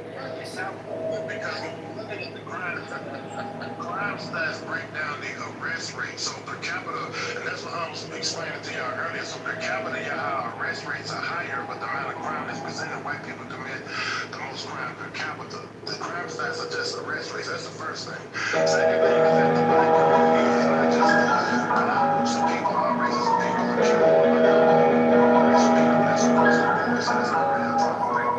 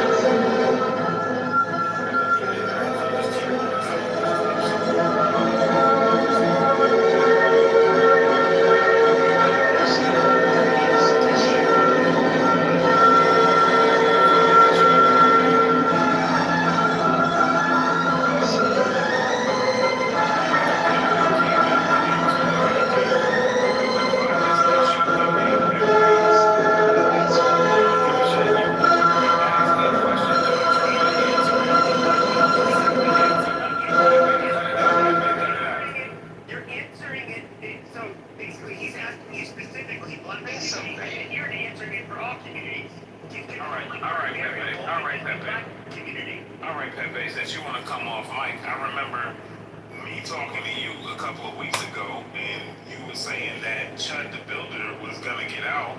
Now, how do you feel that Chud the Builder is not going to get out? Yes, you did. Yes, you did. Yes, you did. You said it's not the same crime. He shot somebody because they defended him, and then we came to find out. It's not the same crime. It's not the same crime as Austin Metcalf. No. How come you? I never said nothing about Metcalf. Never said nothing about Metcalf. You bringing that up? You feel that in your heart. I never said that. You bringing that up. I said, you said Chud the Builder is going to get out because somebody attacked him and he shot back. Then we come to find out that nobody attacked him and he shot them. I never said that. Not going to get we don't have all of the fucking facts. For fuck's sake. Right. What are you talking about? Law is public. This stuff comes out in public. Shut up. Now I gotta shut up because you're wrong. Again, I still never said nothing about Metcalf. Sam, just be respectful of the veterans, please. I'm having a conversation with you. No, you're talking over me. It's called a conversation. No, it's you talking over me. That's not the conversation. Exactly. None of y'all have been in a barbershop. That's how I know none of y'all have been in a barbershop and had a conversation. Okay, so we can't use the dynamic range and pitch and you know, the acoustics that would come from bouncing on walls in a fucking barber shop. We have our digitalized, you know, processing of our voices where then basically the volume is going to be capped, and when people talk over each other, you're not going to be able to tell who's talking to who. It's going to end up getting muffled. So that's why it's not the same. But anyways, I even with Austin Metcalf said or Carmelo Anthony, I didn't know the facts. The tape recordings didn't come out before the trial, or even during the trial. I didn't know anything. And even with Chud the Builder, I don't know. They have this video that shows something happens, and I don't know. That's it. I don't have the full story. I don't rush to judgment on these things because, despite what I might want to believe is true, it's easy to be proven wrong, and I don't really want to have a track record of trying to predict things that could be wrong.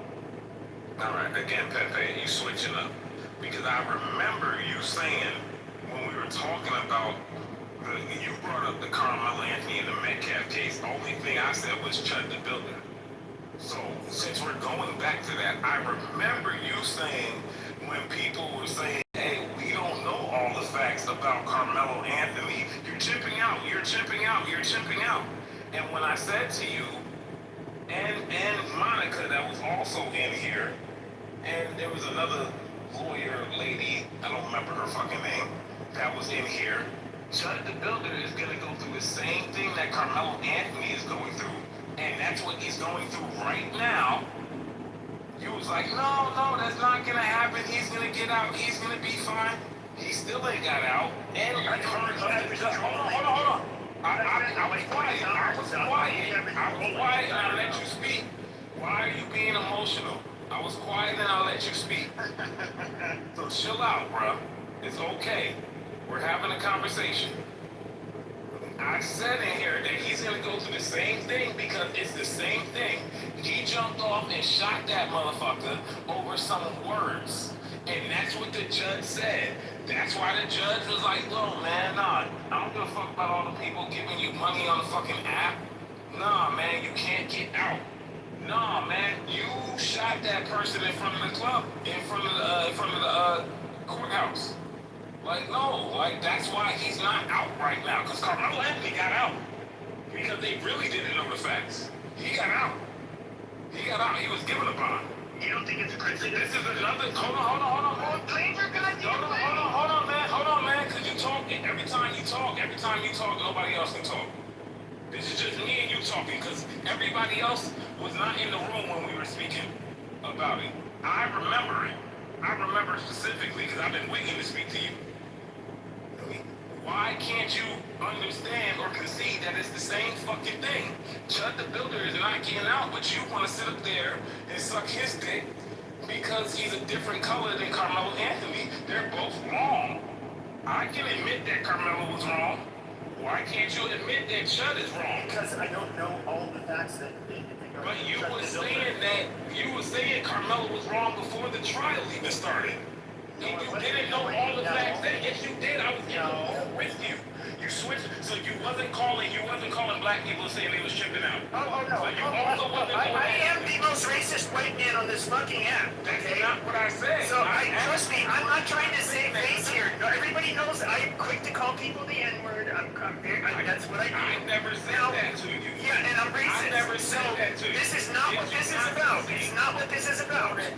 You did. Now you switched. I did not say Carmelo. I'm asking you specifically to you, because nobody else is talking. Everybody else. No, I hope Chuck the Builder gets off, and I hope that he's able to sue the fucking the fucking police department just out of spite for you. How does that There you go, sound? and that's how you walk somebody down. There you go.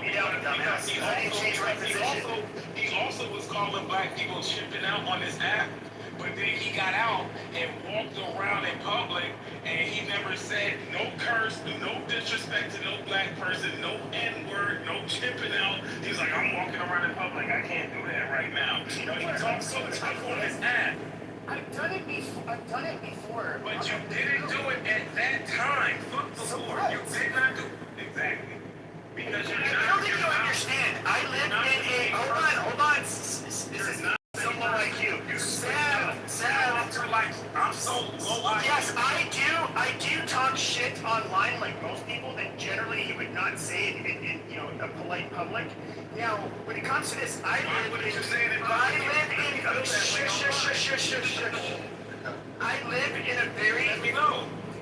in a very nice part of town.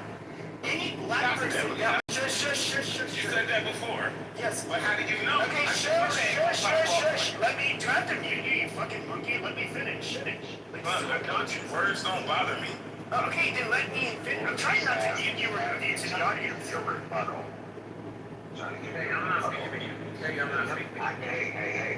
Hey, look here. Hey, I'm not speaking to you. I'm speaking to Pepe. Disrespect the room. He's mod. Now, That's true. I'm an admin of the room. That's exactly doing the same. You can do whatever you feel you need to do to be so silly. You would not do it in public. okay. I live in Look, I live in an area, okay, where any black person that I would be at the store that would hear me, this is some nerdy goddamn, high-income black man that is not going to chip out and lose his goddamn job because he had to lose control of himself because he heard some cracker say the N-bomb. It's not going to happen. That's not something I'd have to worry about. You didn't do it in public. I have done it in public on this app. You're so stupid. On this app is not in public. In real life. No, you in went public on this app. to black community in your area and said, hey, y'all niggas. No, because I don't go around fucking with people. I don't do that. Okay, but you do it on this app because... Oh, no. What we're having is a conversation. So you're a loud, obnoxious, ignorant black man, i.e. a Negro, and I'm talking to you, and you're being very, very abrasive and rude. And I'm speaking to you in kind, and we're talking about race, and you're black and I'm white, that somehow in the morally superior position is anything that's contrary to your belief is racist, and you're just chomping at the bit to call me a racist, and I'm saying, fuck you, goddamn ape, I am racist, so what? And that's that. What is your fucking point? Again, I ain't never called you none of those words. You came off and said all of those words to me. I never said you were white. I never said you were racist. I know that people get ringing off their mic and start talking. I never said you were racist. I never said none of that stuff. I just stuck to what you said. But you decided to call me a whole bunch of names because that's how you feel in your heart, and that's fine. It's because of how you're living. Again, how do you know black how... people that I've known on here for years, and I've never referred to them in a negative way regarding their race. Because, again, secondly, one, you don't know what color I am because you see a picture of cat. I can tell from the fucking... First of all, you can tell people's race. I don't know who Mrs. Dipsqueak is in the background. Shut your fucking mouth. hold on, you're going to the audience. Why I can't finish, but you can finish. But the problem, though, is that, by the way, there's a reason why people can generally tell different. Like, you know how you guys have more or less, I have more of like what you would call a beak, an aquiline nose. You can see my picture, I have a big nose. So I sound a little nasally.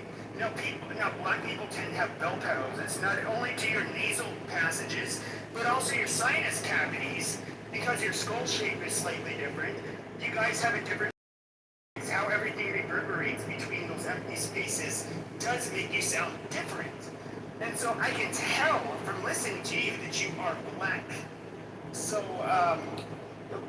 cut the shit. Again, you would be wrong because I'm super white. Secondly, I never knew that was you in the picture. I'm a little bit on the wrong. Also, like, I don't judge people with bullshit that they got on fucking Clubhouse. I'm not judging none of y'all. I'm just asking, why can't you be realistic and realize that Chud the Builder is not going to get out? How would I fucking know? I can't think he will or won't. Well, like you I'm not sat saying up about here. Carmelo Anthony. You don't have the replays on, but you sat up here, and I remember, because I write down shit, and I remember you Was I saying it's a before. white boy summer, and then Chow got off, then Carmelo got found, and then Chud was going to be found not guilty? Yeah, we were, that was a thing that we were saying that shit so much. Again, I'll let you finish. Can you let me finish or not? If you can't do it, I'll just stop talking. Can you do it or not? I'm not answering you. You are answering me. No, I'm not. Having I a don't have conversation. No, you're trying to make a qualifier, or to you, I'm so important that if you want me to. I'm not trying to do that. I'm trying to have a conversation with you because you've been off this app for a minute and I wanted to speak to you for a while. So now that I found you, I'm bringing it up now. If you want, we can have this same conversation in the back channel. Hey, Kay, I'm not talking to you. If you want, we can have Kay, I'm not talking to you. I'm speaking to Pepe about something. Please relax. Please relax, man. Please relax, bro. Please relax, bro. Exactly. I will make my point if you would relax and let me make my point. Every time my point, either you or Pepe get off mic, but I let y'all finish. I'm supposed to be a Negro. And I hear everything he said. I heard everything he said. I'm fucking Negro, if you haven't noticed. That's fine, but that's not what you call everybody else. You call me that. You're the one acting. You're the one acting. I'm acting out. Well, it fits. I'm a Negro. I'm not. We're having a conversation, so it doesn't fit. You have 25 seconds to make your point. Now I got 25 seconds. First of all, fuck what you said. Fuck what you said, because every point that you made, Kate, was also wrong. Secondly, Pepe, the simple question is, how come you can't understand that both cases are the fucking same? The same way, now it's, oh God, the same way, I'm speaking as fast as I can. I'm speaking as fast as I can. You said I got 25 seconds, so I started speaking fast. No. You have the time. You have the time. You didn't. Okay, so let me finish. Let me finish, please. Please, can I say that? Or is that chipping out by me saying please? Yeah, I get it. All right. So now I'm asking Pepe, why can't you see that those cases? Why can't you see those cases are the same based on what we know right now at this time? Because the judge already said, "Hey man, you shot somebody who did not say nothing to you who was supposed to be at the courthouse." Hey man, hit me up anytime. First of all, I can say that there was one, so he has a trial for 2 different things. One of them is for like disorderly conduct or trespassing, something minor. And he was denied bail for this misdemeanor in another court. And then I think his bail was kept at $1 million for his attempted murder or whatever the fuck charge he got. Once again, I don't know all the details, so I'm not predicting what's happening, but they're going to happen. But to say that this is the same, using your language as the Carmelo Anthony, no, you have 2 adults. You can look at where it happened. That's the only thing you have. One word and one word adults. Okay, but both were the aggressors. aggressor. Carmelo was the aggressor. Carmelo stabbed that person, the aggressor, and Chud, that's prematurely, and Chud shot that person because the other person did not have a gun. We know the other person did not have a gun because when police got him, what are you talking about? So what? I don't even know what the other guy looked like. What was he doing? You don't even know what the other guy was doing. If somebody... It does not matter. Yes, it does matter. If Carmelo was not justified because somebody spoke words to him, then Chud the Builder was not justified. No. Words to him. Okay, here's the claims, and here's what I have not seen refuted. But once again, ultimately, I do not have all of the facts. It was that he was spotted by this man. Okay, that man ended up physically assaulting him. Okay, it's not what happened. You don't know that. They already talked about it in some of the things that were going on. What are you talking about? I never know. I can see this public record. Why can't you see it? Because you don't want to see it. It's public record. I don't know about this. You don't want to see it. The judge already said, no, I'm going to deny your bond because you attacked that man. No, the bond was denied. The bond was denied. So, pre-trial, he was denied bond for misdemeanor. And the reason that and she's not the one that's sitting over the, it's actually he that's sitting over the attempted murder one. This one is because of his history of provocation and I guess like instigating and using racist language, and I guess he had there was one video where he had said something about like he's willing to go down, with the fight and all of this stuff. He's been using racist language this whole time. Sure. Talking about Chud, he's been using it the whole time. Yes, but it was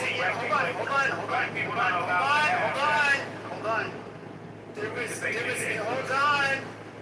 There was a video that was played during that hearing where he was insinuating something like, oh, well, this could end my life. I'm not going to go out without a fight.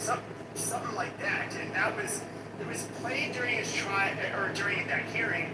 And then that meant the judge, for his misdemeanor case, ended up giving him no bond. So despite whether or not he pays $1 million, it's still at $1 million for the attempted murder. He can't bond out because of the judge in the misdemeanor case. That's what happened. Okay, so I'm gonna concede to everything you're saying. Feel me? Like, let's say everything is exactly right. So they end up going to trial, and they find out that Chud the Builder shot that man because that man said some words to him. You gonna come in here and say you're wrong? Hey, chill out. If that was what had happened, but No. We're talking hypothetical because, like you said, the trial did not happen yet. So when the trial happens, and they find out that Chud the Builder shot the man because he said words to him, are you gonna come in here and talk about him the same way you talked about Carmelo Anthony? Yes. All right, then. I would say, shut up. Then we good. Let me finish. So You I would say, shut the fuck up. When I was talking. And so there. You're chipping out. You act like such a fucking idiot. Come on, guys. We have a conversation. Don't say cut it out. Don't say come on now, Kay. All right. Because you wasn't with that before.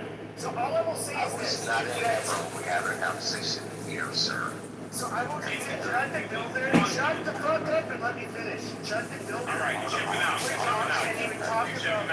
All right, I'm gonna have to move you down, dude. This is so nonsense. That's what chicks do. Okay, all right. I am a great part of the grading species, so I just introduce you to the audience. I just want to, sir, we're having a conversation. Be respectful of the mods, man. Damn, have a conversation. We grown.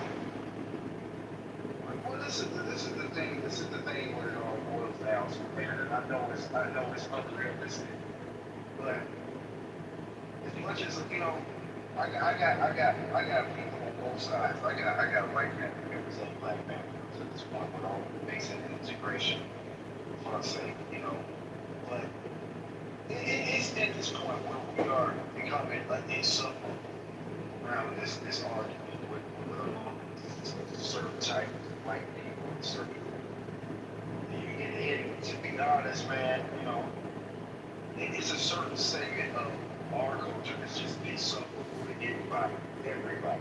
It's a certain kind of blacks that blacks don't want to be around. It's a certain kind of whites that whites have already killed. You know, whites don't uphold the trashy or their society for the most part.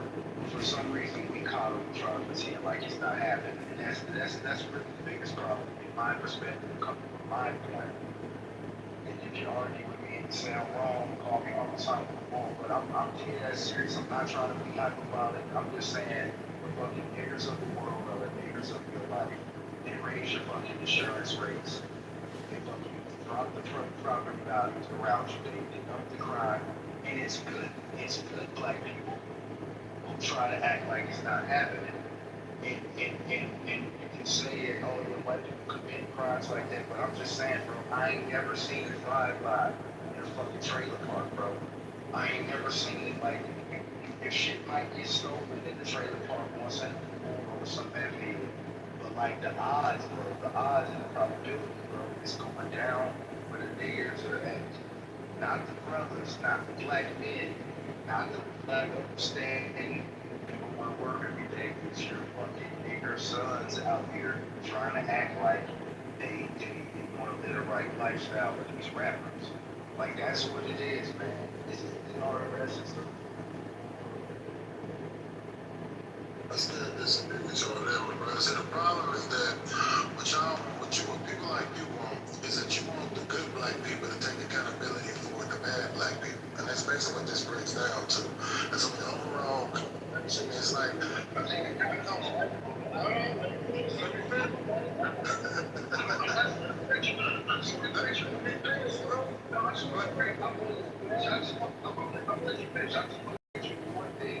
I don't want you to take responsibility or speak up or answer. I want you to help people out.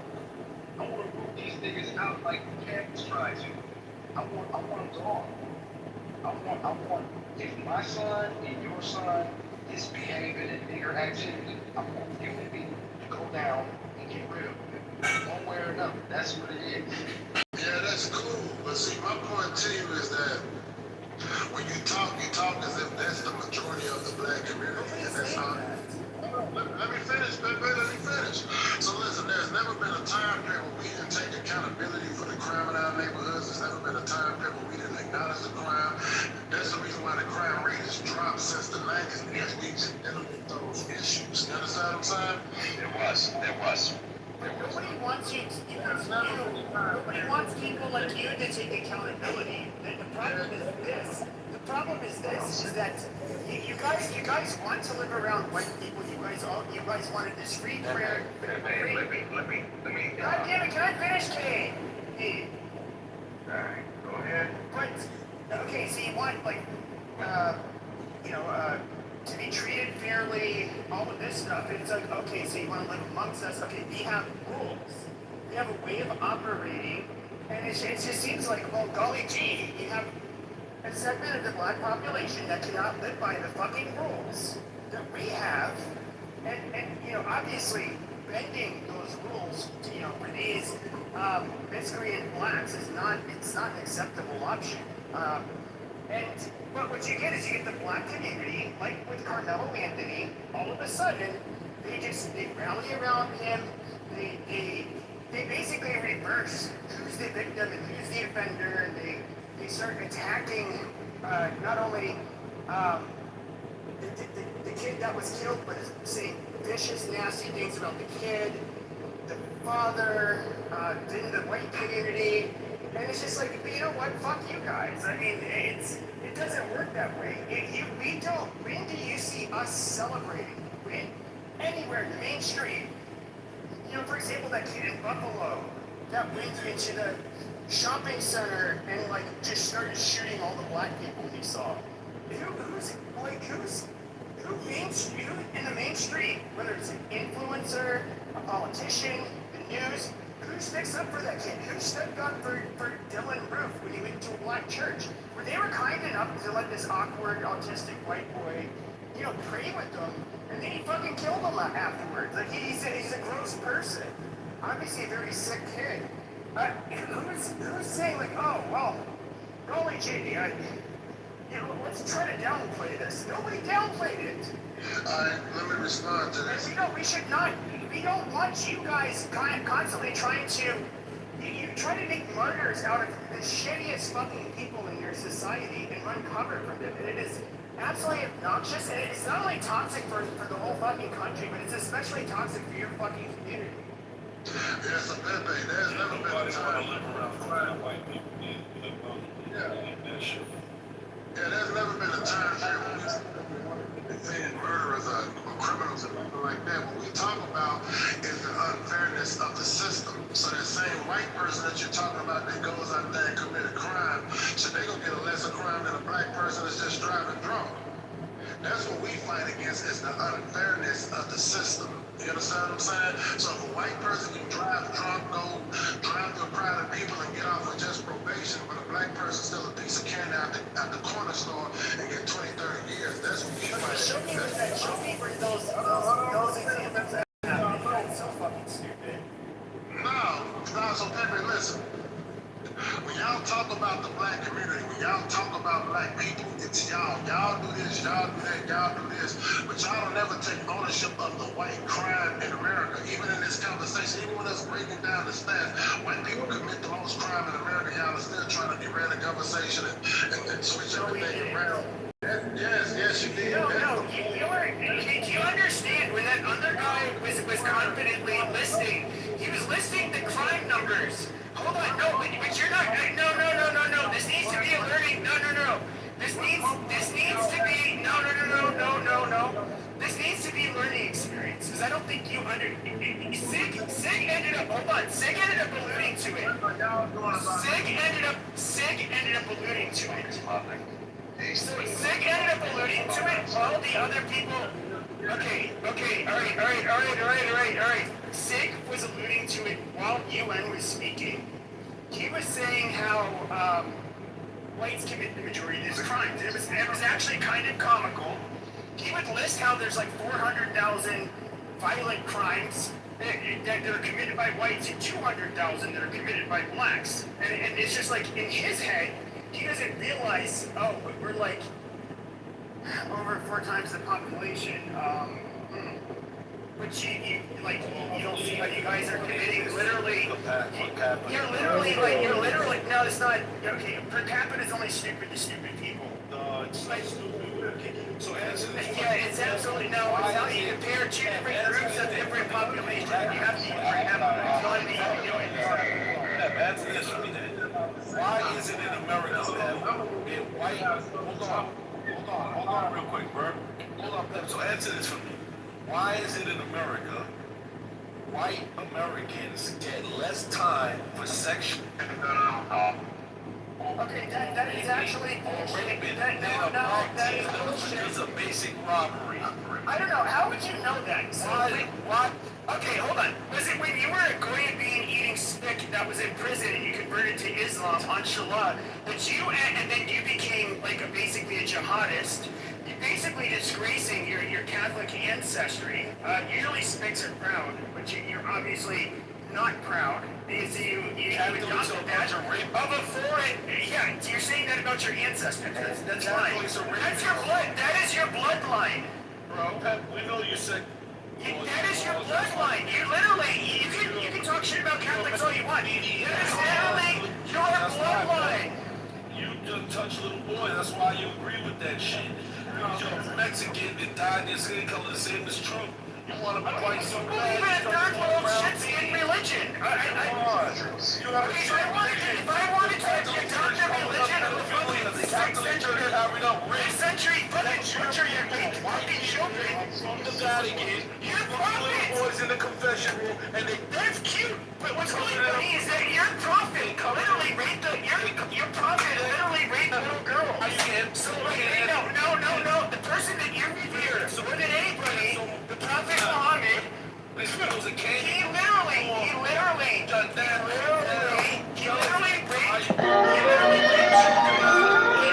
can talk shit about Catholics all you want, but if they don't have a prophet or a Messiah that is a child rapist, that is literally like the worst flex you could possibly fucking